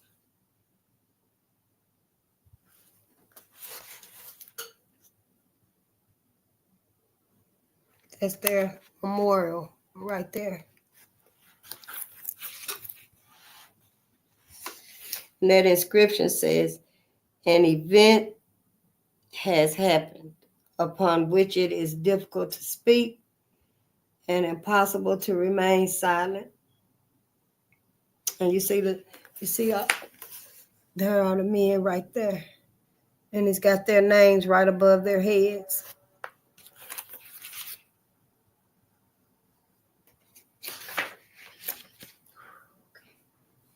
Preface to the second edition. Through the decades since this book's initial publication, I have discovered, to my surprise, that in many ways, my life has been informed by the long ago murder of 3 innocent black men on a downtown street in the city where I was born and raised. It begins with a question posed by the Zen philosopher. If a tree falls in the forest and no one is present, does that falling tree make a sound? For students of history, the question might be, if an event occurred and no one remembers it, did it happen? In 1973, the story of the Duluth lynchings had been long absent from public discourse and classroom reference. The city, indeed, the state of Minnesota, had forgotten the historic event. Textbooks on Minnesota history and even the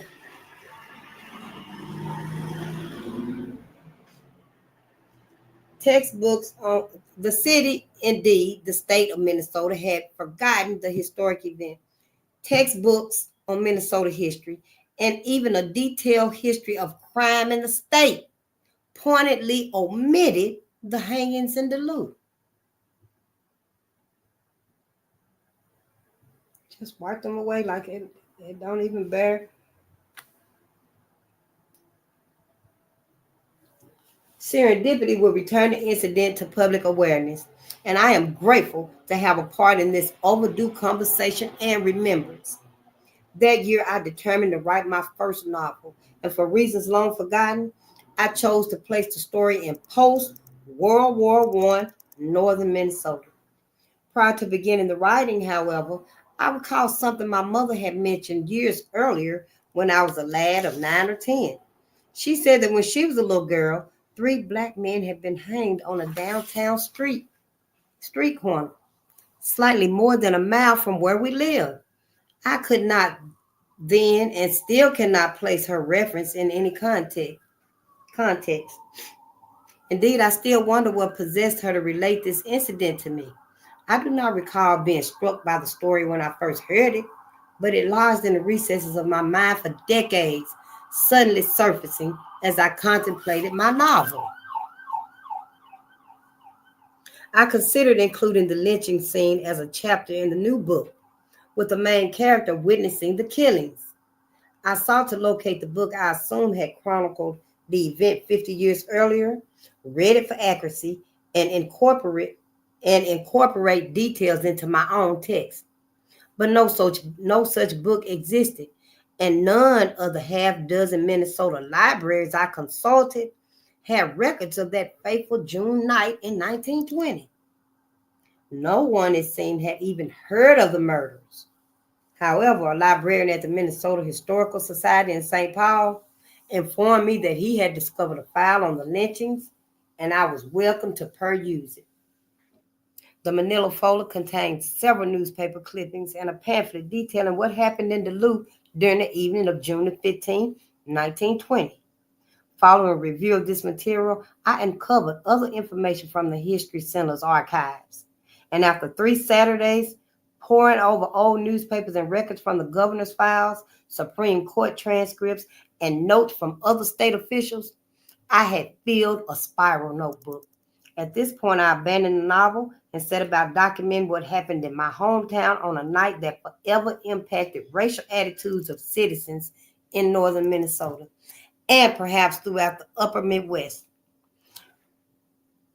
Moving forward with this project, the questions that impelled the research and writing were, how could such a thing happen in Duluth, Minnesota, a far northern city of 100,000 citizens, with fewer than 500 of them African American? And why did almost no one remember or even know about it? There seemed a concerted effort on the part of many city officials to forget the tragedy happened, to expunge it from conversations and records. For more than half a century, lynching deniers held sway in northern Minnesota. Indeed, an employee at the St. Louis County Historical Society told me that the society had maintained a file on the lynchings for a number of years, but the director ordered it removed. Also, the clerk of court in St. Louis County back in 1973 stated that all court records from trials following the lynchings had been ordered destroyed by a local judge. The motherfuckers.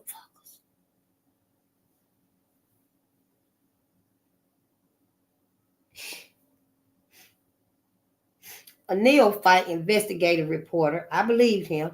That's neophyte, Neophyte. A neophyte investigative reporter, I believed him, and indicated this in the book's initial incarnation. That didn't sound right. A neophyte investigative reporter, I believed him, and indicated this in the book's initial incarnation. Several years later, following regime change at the clerk of court office, I received a letter from a Duluth high school student who said, in your book, you claim court records were destroyed. Well, I got them 2 weeks ago for a report in my history class. Even persons who agreed to talk to me wondered why I wanted to dredge up so unseemingly a subject that would not reflect well on my hometown. Some book reviewers thought the same thing, as shown in this assessment from the September 23rd, 1979 Minneapolis Tribune. Now, nearly 60 years later, Michael W. Fetto, a Duluth native, has chosen to rub our noses once again in the awful events. And now I'm doing it. That most reviewers were more charitable and far less chauvinistic than the Tribune critic did not generate sales. That most reviewers were more charitable and far less chauvinistic than the Tribune critic did not generate sales. They was just niggers was an appropriate but inapt title. With a minimal advertising budget from the fledgling West Coast publisher, the book was relegated to back of the store shelves under regional or sociology labels. Customers seeking the book was too embarrassed to ask for a book with the N word. The initial edition quietly disappeared from stores within several months of its release. The book soon disappeared even from remainder bins. And the story I assumed might generate interest in an important but forgotten incident seemed dead. But in 1993, Harlan Quist, HarlinQuist, called and offered to republish the book. Quist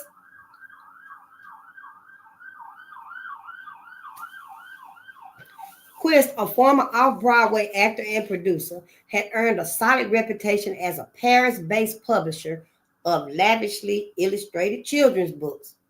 Among the luminaries he published were Eugene Ionesco, Robert Graves, Edward Gorey, Mark Van Doren, and many, mostly French illustrators who subsequently attained international eminence. Quist was on hiatus from his Paris operation, returning to his hometown to care for his ailing elderly mother. He was bored and searching for new adventures. He was going to refashion the downtown North Shore movie theater into an art center where local artists, writers, and musicians would have a quality venue for exhibiting and performing. And that was the NORSHOR, North Shore. He thought profits from my book would help jumpstart the operation. His newly designed book was retitled Trial by Mob, but it too quickly disappeared as Quist, encountering financial glitches, left town. Bills unpaid, no forwarding address. Fast forward to November 1999, Sally Rubenstein, Rubenstein, an editorial with the Minnesota Historical Society Press, phoned. The press would like to reissue the book with a new title, The Lynchings in Duluth. I signed a third contract for the book, and it was released in June of 2000. This time, the reception was more favorable. The book received attention from the PBS NewsHour and National Public Radio's All Things Considered, and was mentioned in the London Times and in Paris's Le Monde, and in an Atlantic blog by James Fallows. High school and college classes throughout the Midwest and beyond were reading and discussing the book, and I was often invited to participate in those discussions. Barry Schreiber, Schreiber, professor of criminal justice at St. Cloud State University, had adopted the book for his introductory class well before the 2000 edition was available, cobbling used copies for students. And in addition to having me talk to his classes, he lobbied for the book's reissue. Further, Duluth citizens came together to form the Clayton Jackson McGee Memorial Committee, not only to oversee appropriate memorials for the victims, including art and poetry, scholarship funds, and an annual march to honor them, but also to join ethnic and religious groups together in unity against the evils of racism. For this new edition of the Lynchings in Duluth, some minor alterations might have been incorporated into the text. These changes, suggested by historians, were items that I, as a neophyte author back in 1970, missed while preparing the original manuscript. In a few instances, I may have relied too heavily on accounts given by persons interviewed whose own recollections were fuzzy or took on greater import in their minds during the 5 decades between the lynchings and the time of those interviews.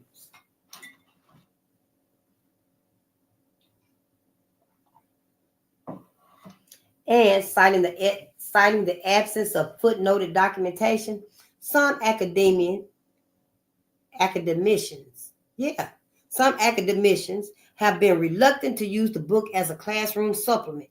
However, more than 40 years ago, my intention was to create an account that would have broad appeal to general readers.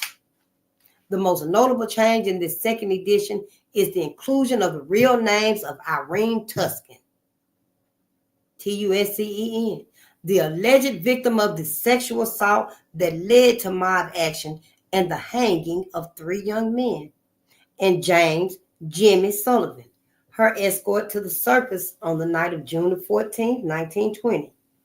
In the original text, I employed aliases for the two because I was told by 2 important interview subjects that they wouldn't speak to me unless I altered the names of Tusken and Sullivan, with whom they were acquainted. Ain't that a bitch? Because their participation seemed necessary to complete the book, as a young journalist, I acquiesced, much to my later regret, especially since, following the book's initial publication in 1979, those names were widely published elsewhere. Unfortunately, I did not attempt to convince those interviewees that it might be disingenuous to alter those names. This second edition still does not include the apparatus of an academic document, such as footnotes or endnotes, primarily because research materials recorded from 1970 and 1973 were lost or discarded following the original publication. One reviewer suggested that I remove from the text quotes, dialogues, and references that cannot be documented. However, all of these came from sources with tangible connections to the story, relatives and acquaintances of eyewitnesses to the tragedy. Also, I was attempting to write a book that is more accessible to a general reader and wanted to sustain the hour-by-hour narrative, incorporating a more immediate, more dramatic approach than the use of the indirect quote. If this be not scholarly, it is, I think, more readerly. I have also made important corrections to the main body of the text, thanks to the attention and care of reviewers and scholars of this historical period. I subsequently learned that there was no activities by members of the Ku Klux Klan in Duluth preceding the lynchings, and I have corrected that in this edition. I relied on several interviewees who mentioned cross burnings in the city.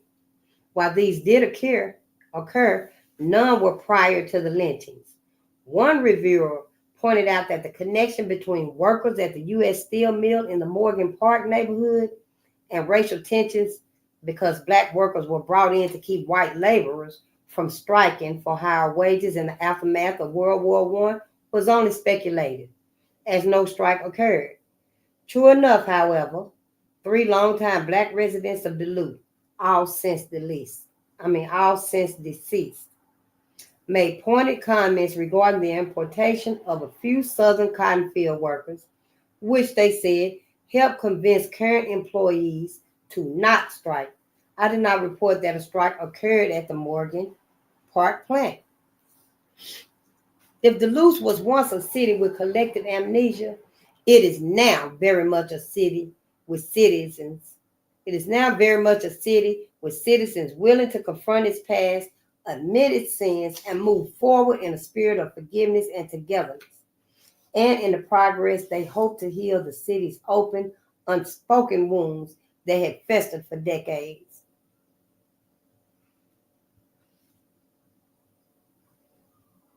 Well, okay. Duluth is a city willing to confront its past. It said if. Was once a city with collective amnesia. It is now very much a city with citizens willing to confront its past, admit its sins, and move forward in a spirit of forgiveness and togetherness. This is the addenda from the original preface, 1979. Sources upon which this book is based are numerous, and some of those interviewed requested anonymity. Among those were a member of the Max Mason jury, a retired Duluth patrolman on duty during the riot, a man arrested but not indicted for rioting, a witness at the Leonard Herman trial, the Leonard Hedman, Hedman, the son of a local judge, the daughter-in-law of a grand jury member, a Duluth attorney whose father was contacted by Leonard Hedman's defense, and a dozen of eyewitnesses to the lynchings. Also interviewed for this book were Richard Griggs, a member of the grand jury, Howard LaRaas, Loraas, a retired police officer who was acquainted with many of the officers on duty during the riot, Dr. Maud Lindquist, professor of history emeritus at the University of Minnesota, Duluth, who knew both James Sullivan and Irene Tuscan, Veronica Olson, daughter of Sergeant Oscar Olson. Is that like Olson Highway? I digress. The Reverend General Cashin, Cashen, who provided biographical,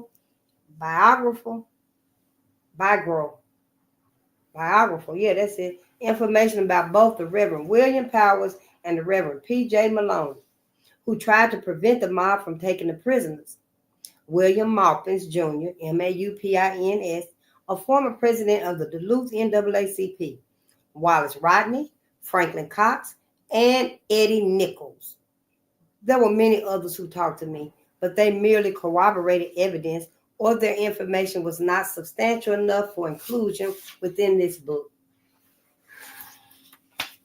All right, and that right there, yeah, that's just leading up to the first chapter. Let's see, I think we're going to go ahead and start this first chapter. Yeah, it shouldn't take too long. Yeah, well, we're going to do it. We're going to start it tonight. Yep. Chapter 1. Gloom was a perpetual state of mind in Duluth, where the city was frequently shrouded in gray. Spring mornings were ushered in by the mournful groans of a foghorn, announcing yet another day of damp chill, possible rain, or even a dusting of June snow. But it wasn't weather troubling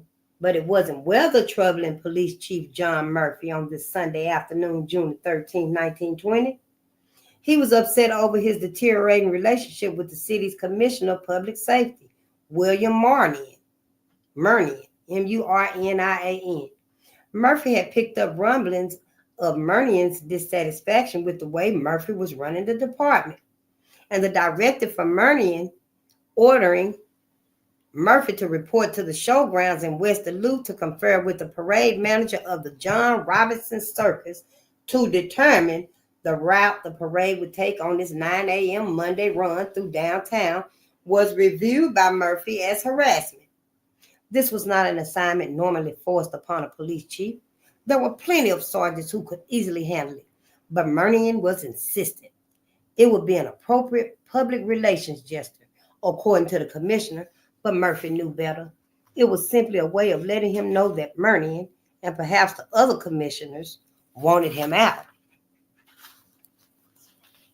As almost an afterthought, Murnian had called and reminded Murphy that it might be wise if the chief suggested that the circus people kept their niggers in line. The chief knew that there had been trouble over some black employees in the circus.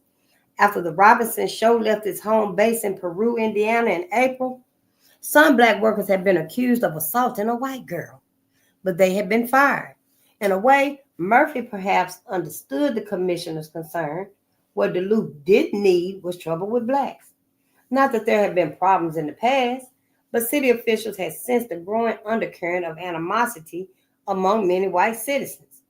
Ever since U.S. Steel, the city's largest employer, began importing black field hands from the southern plantations to work at the mill, thereby quelling strike threats by white workers, and uneasy tension existed, especially in the western sectors of the city where the mill was located and where most of the city's blacks resided. Still, the chief perceived his latest directive as a forewarning of problems ahead. It had to be thus, for Murnian, while publicly defending the force, had privately come down hard on it after the recent incident that saw Lieutenant Frank Schultz shoot and kill Eli Vukidanovich. And that's Frank Schultz, Schulte, and Eli Vukidanovich, Vuckidonyich, a suspected liquor smuggler. It didn't matter that Vukidanovich had tried to run down Schultz with his car. The lieutenant should have used more discretion, Murnian said. The chief felt that Murnian held him personally responsible. During the past week, rumors had begun filtering back to the chief, implying that Vukidanovich was killed because he was muscling in on a major rum running operation led by the chief, who was supplying Canadian whiskey to prominent local citizens. The rumor would later result in a grand jury investigation that would indict the chief on charges of smuggling and bootlegging. But harassment or not, the chief had his orders and he carried them out. At 3:30 that afternoon, Murphy checked out a car from the downtown police headquarters at 2nd Avenue East and Superior Street and drove to the Omaha Yards in West Duluth, where the crews were unloading circus equipment. He spent nearly 30 minutes reviewing the parade route with the circus manager and discovered at the same time that the circus employed about 120 blacks as cooks and roustabouts. He received assurances that the blacks were quiet and mannerly and would pose no problems for Duluth police. The chief told the manager that perhaps it would be best if circus blacks avoided going downtown or hanging around the West Duluth streets. Murphy emphasized that there was a bunch of toughs around who did not care for blacks. And then they call the white bad men toughs. Toughs. Though he didn't mention it, Murphy no doubt felt that if a group of blacks came swarming into the city, bitterness toward the slowly expanding black community in Duluth would intensify, especially if the blacks ran into some of the World War I veterans from West Duluth. Veterans had returned to the city with tales of American black soldiers cavorting with white French women. These charges aroused hostilities among the Duluth whites. Within days after their discharges and return to jobs in Duluth, these veterans found blacks working at the steel plant and in the post office. A few of the more radical white spokesmen agitated openly for running the black side of town. For many of these men, war had never really ended. There were always battles to be fought, injustices as they perceived them to be overcome, and the Great War remained constant in their minds. They were often seen on street corners swapping stories of battles at Château Thierry. Chateauthierry, Chateauthieri, or Saint Mihiel, Saint-Mihiel,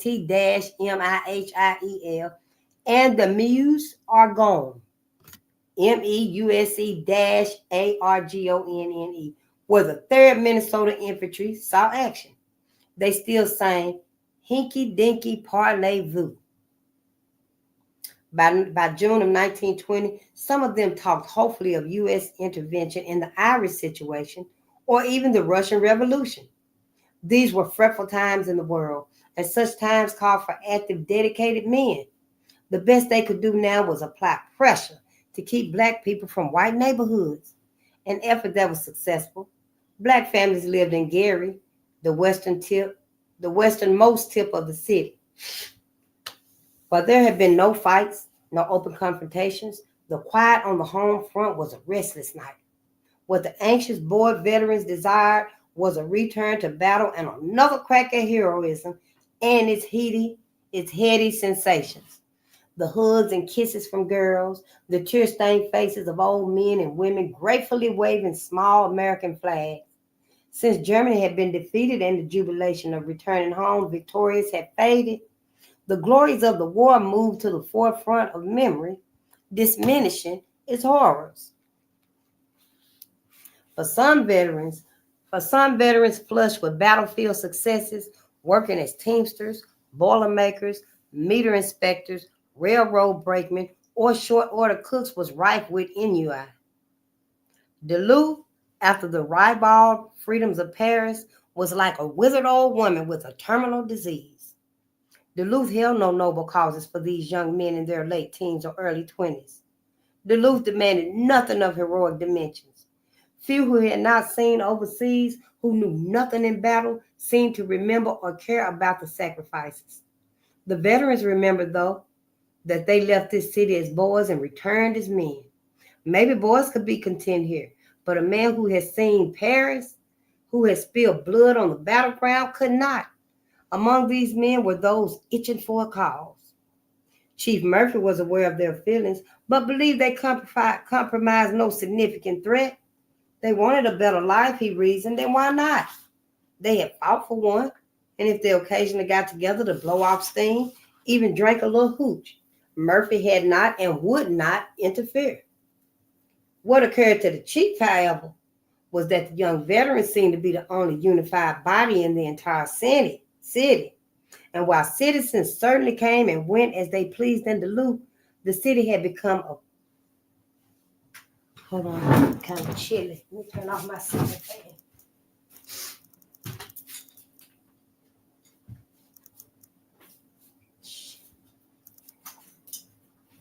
Can't reach it. Man, let me just turn off the light switch. Yeah. And that'll cut it off. They get cold with that fan on and stuff. But let's read.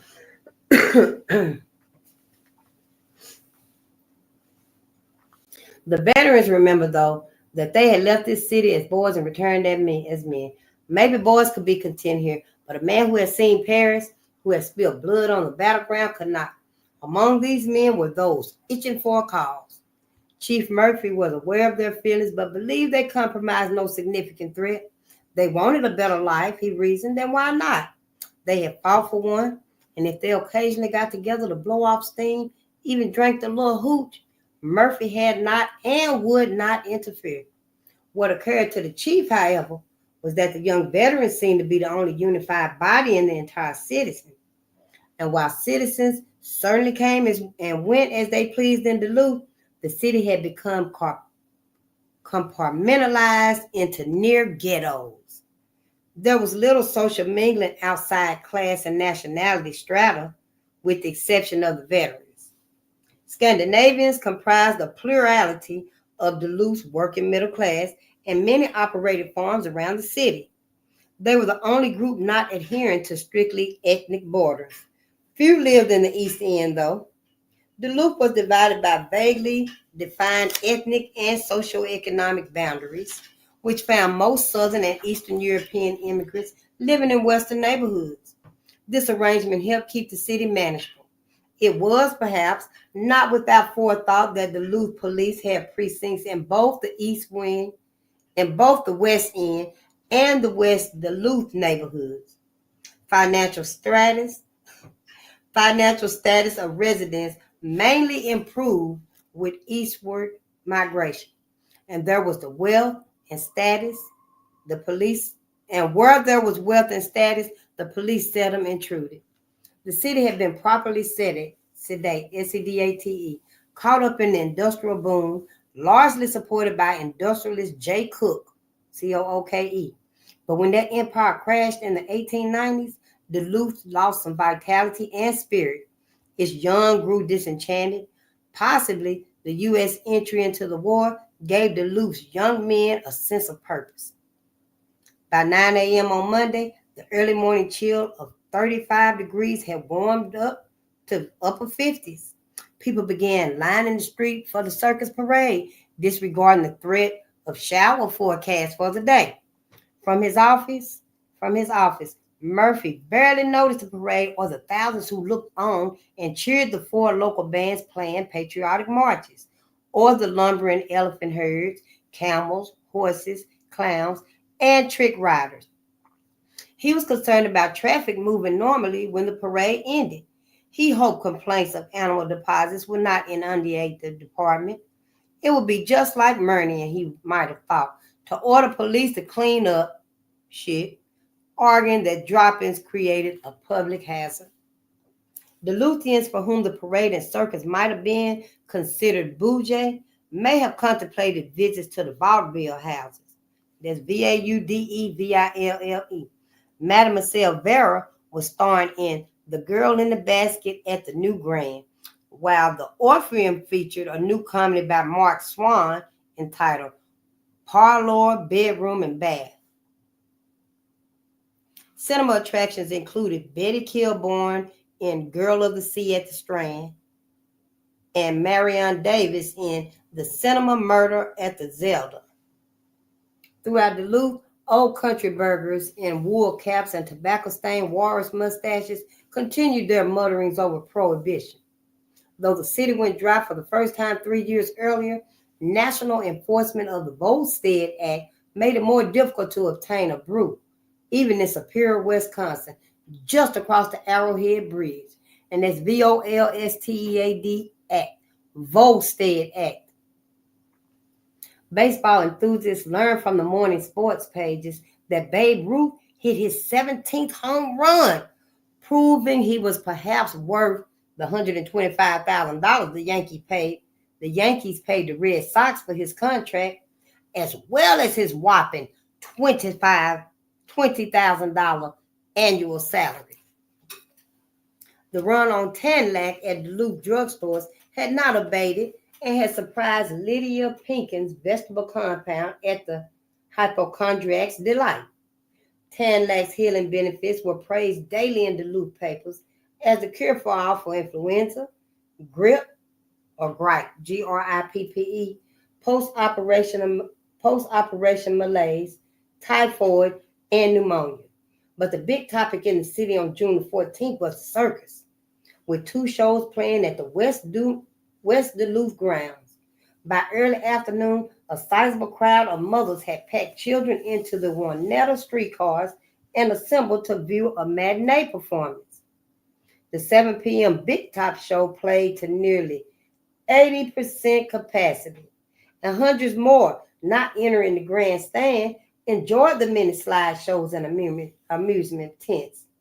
They would have chatted about the incredible snake handler, Madam X, or the Nelson family bareback riders before leaving the grounds in an atmosphere pungent with odors of hot dog, popcorn, and cigar smoke.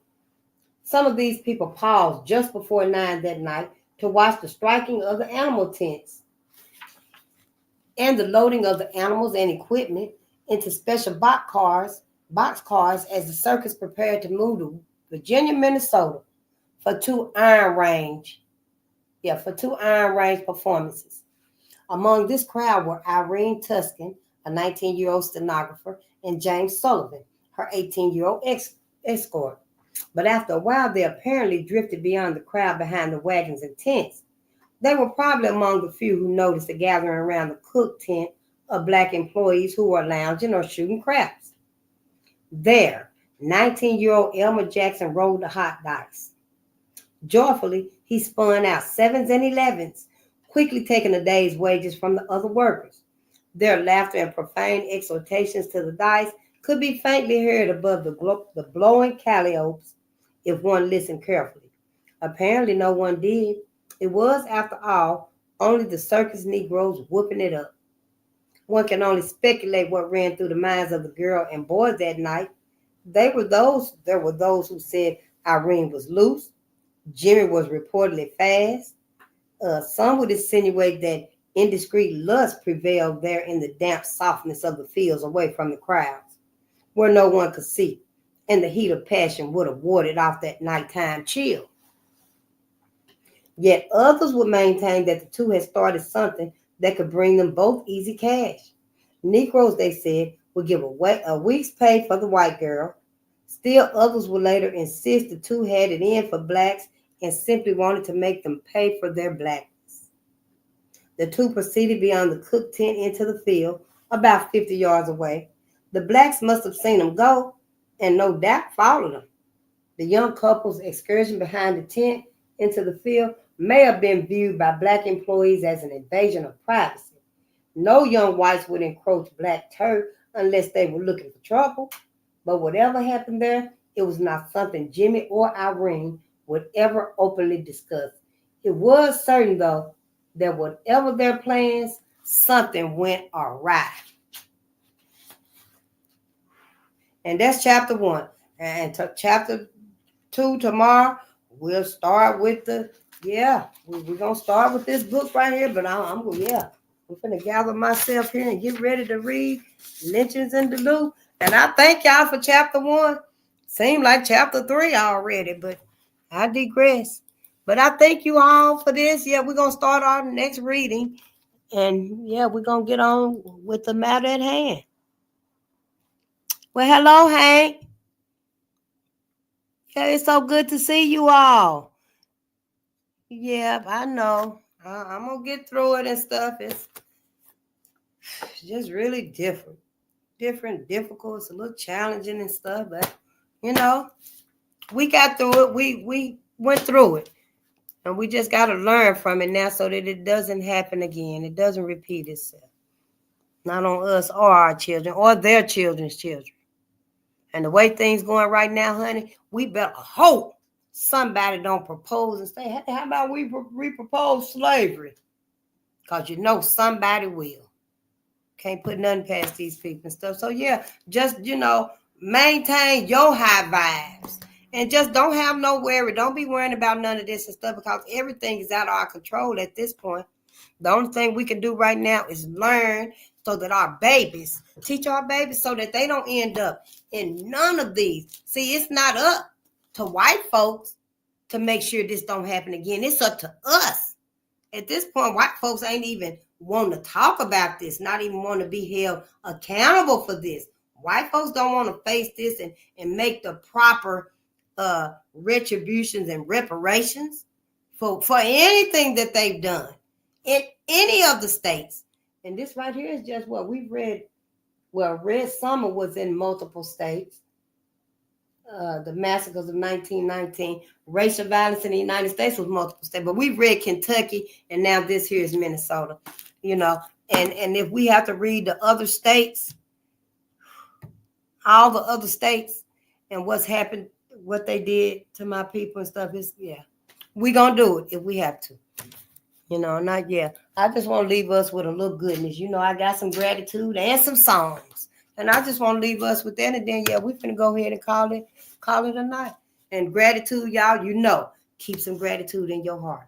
There's so much going on out there. Let your gratitude be your faith. Let your gratitude be your work. Your gratitude is going to pay you. Your gratitude is going to literally pay you, Black America. Let me tell you how. Gratitude, first of all, is going to shield you from negativity. Anything anybody got to say, even yourself, when you have them negative thoughts and stuff, push them right on to the side. Be grateful for something. Be grateful for something. So all that can just wash right on off your back. It ain't even got no impact on your mind, your life, your present, or your future. You got to keep gratitude in your heart. So whatever is coming at you, it won't even faze you. Now you just stomp that shit on down, Dust your feet off. Yeah, that's gratitude. It shields you from negativity. Gratitude makes you at least 25% happier. I know we're going through a lot in the world right now. I know the world is on fire. We in a burning house. We got to save ourselves. We can't get out here and try to save white America and stuff. America got to get what they got coming to them. That's it, and that's all. We got to get out the way and save us. So, I know you're a little depressed and a little sad and a little worried and you shook up and stuff and don't know what to do and where to turn and stuff, Just let all that go. What's that one saying? Give me the strength to know the things I can change, the things I can't change, and all the serenity prayer. I think that's what it is. I should write that down and put it on the wall sometime. But anyway, that prayer right there. We can't control none of this that's happening now. All of this that's happening now, that's happening today, is because of this. It's because white America has never held themselves accountable for the greatest tragedies. I mean, this travesty right here, y'all, I don't think it's another that can compare to it right here on these lands. And it's still being perpetuated on our people. So, I know you feeling down and out, Black America. And gratitude, at this point, it might not make you 25% happier. That's because you got to get your mindset right for what we are going through today. Ain't nothing we can do about it. Keep your song in your heart. Find your silver lining so you can at least remain your happiness. And when you're grateful, gratitude going to give you 25% more happiness. You see, I try not to let myself go down. I might, have some bad days. I ain't, some some damp days, I guess you would say, where I'm, my energy just ain't up and stuff, and so I might be like, I might get 20% of happiness from gratitude. So I always keep a song in my heart. I always have to keep a song in my heart, because if I don't, I'm gonna get thinking and stuff, and then I'm gonna miss the moments. So all I do, I sing all day, every day. Yep, I'll sing the same song 3 hours straight, because I like that song. It make me feel better. It make me feel good. So you see, you got to keep the song and gratitude in your heart, and you got to do it consistently. When you stop, it's like riding a bicycle. When you stop giving gratitude, you're gonna fall over. You got to keep it going. You've got to keep it going, and gratitude will make you at least 25% happier. You don't even need another person to make you happy. No, all you need is you and gratitude. That's all you need is you and gratitude. Of course, people we love, people in our lives, we love to see them. And we think they make us so happy when they come around and stuff. They can make you happy. They bring you joy when they come around. Yeah, people bring you joy when they come around and stuff, but they don't bring you your happiness. See, you can't let them bring your happiness. You must be responsible for your happiness, because people going to always leave. People going to always have something to do. Other people going to always come. And see, however that ends up for you and yours, you don't want to be on the end that's left out. And then your happiness is in jeopardy. So see, always keep some gratitude with you. Let gratitude bring your happiness to you. Mm-hmm. Let gratitude bring your happiness to you. Gratitude rewires your brain. Gratitude rewires your brain, honey. Whatever you thinking and worrying about and stuff, put some gratitude in there. Put some gratitude in there, because all of a sudden your mind is on different things. You can feel it coming. It's like you can feel it coming. You start planning what you're finna do with this abundance, this prosperity. Then you start thinking of other stuff to be grateful for. I do. Yeah. Gratitude eliminates stress and it heals you.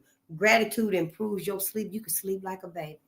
when you're grateful. Every night before I go to sleep, I just say, thank you, ancestors. Thank you, ancestors. As soon as I wake up, thank you, ancestors. That's all. Thank you, ancestors. Just them 3 words. Just them 3 words. You got to be grateful.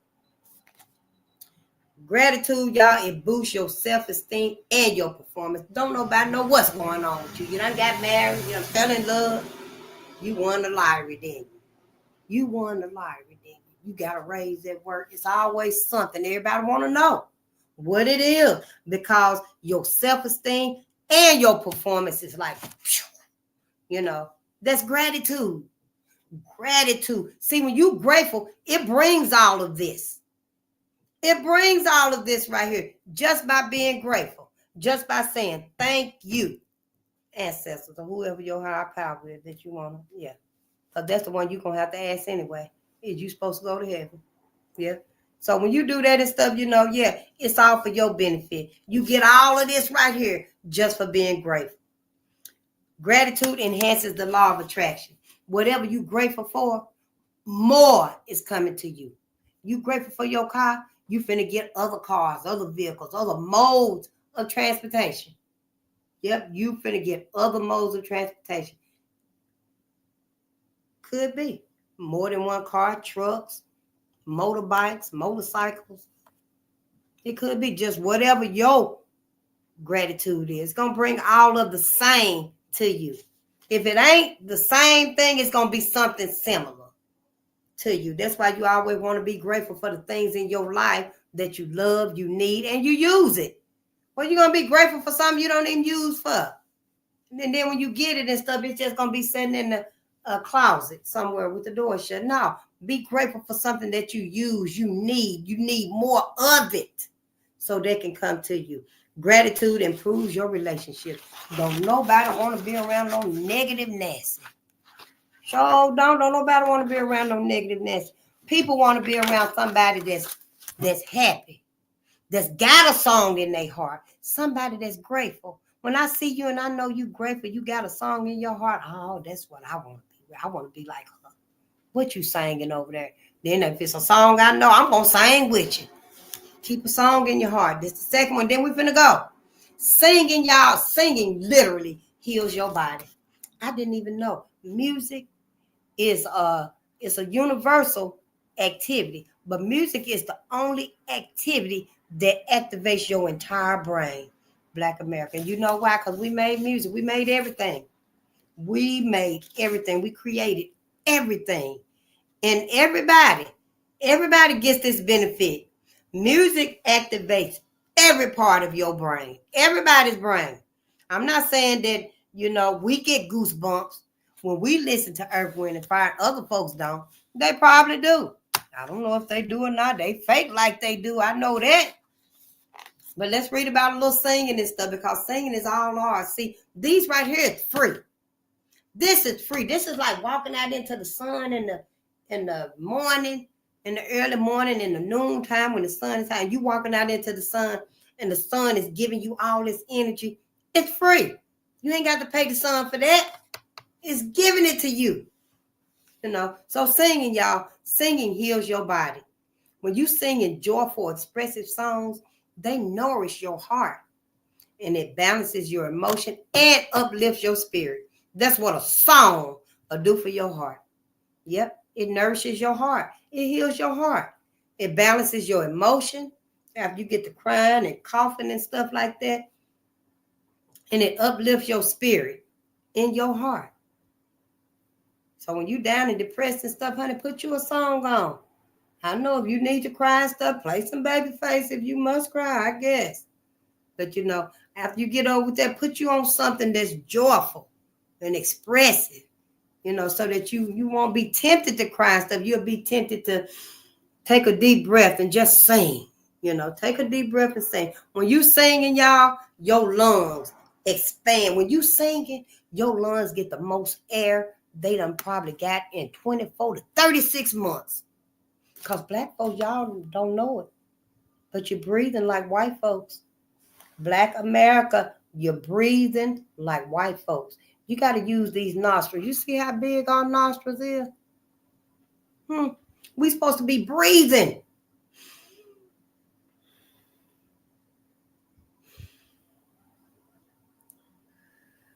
We're supposed to be breathing through our nostrils. I believe we breathing so shallow, y'all. In a score of years, our nose going to be so thin, just like white folks. Because we ain't breathing. Why come would we be doing everything else like white folks? Why wouldn't we be breathing like them? We eat like them. We talking like them. We dressing like them. We looking like them. We self-caring like them. We parenting like them. Why wouldn't you be breathing like them? I mean, that's what I see. Some of y'all be like, damn, shoot it. So when you gonna be white? You know, I mean, it's that obvious. Just look, it's that obvious. So, you know, but when you singing helps expand your lungs and it improves your oxygen intake. You got to take a deep breath if you're going to hit that note. You got to take a deep breath if you're going to hit that note. That's why I always sing. Sing to yourself so your lungs can get enough oxygen and stuff, because we ain't getting it. When you singing helps regulate emotions like frustration, anger, and stress right on out of your liver. When you angry, frustrated, stressful, whatever the feeling is, it's throwing up right there in your liver. That's where it's throwing up at. You don't know why. You don't want nobody to talk to you. You know, no, don't talk to me. Don't look at me. We don't want to talk. We ain't finna reach. We ain't finna do nothing. Because you got all them emotions accumulated in your liver and stuff. You got to get all of that out. You got to start singing. I want y'all to at least morning, noon, and night, sing a song. Sing your song. I sing all throughout the day. Sure do, honey. I do. I keep a song on me.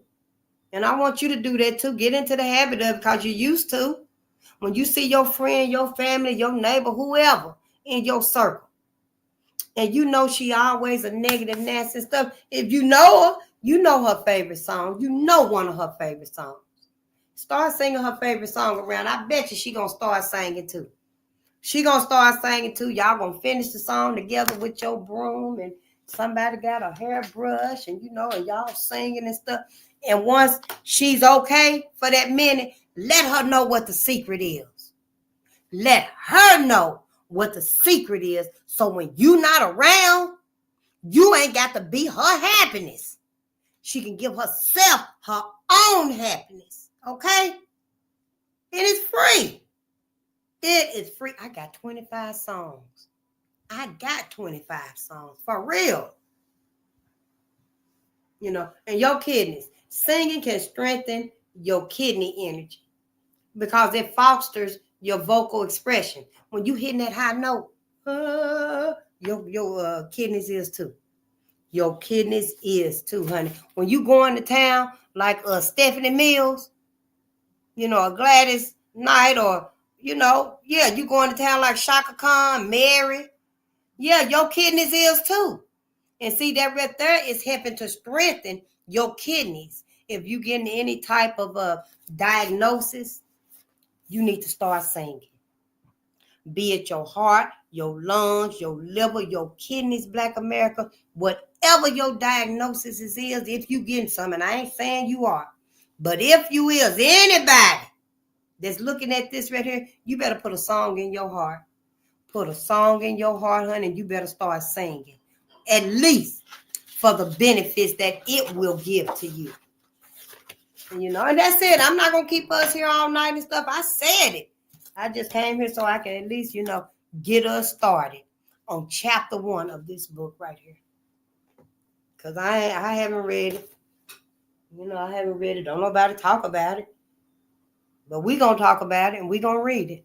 And, you know, yeah, let's go get us some sleep, some rest, and rejuvenate. And I'll be on tomorrow. Well, somebody probably needs something. I think so.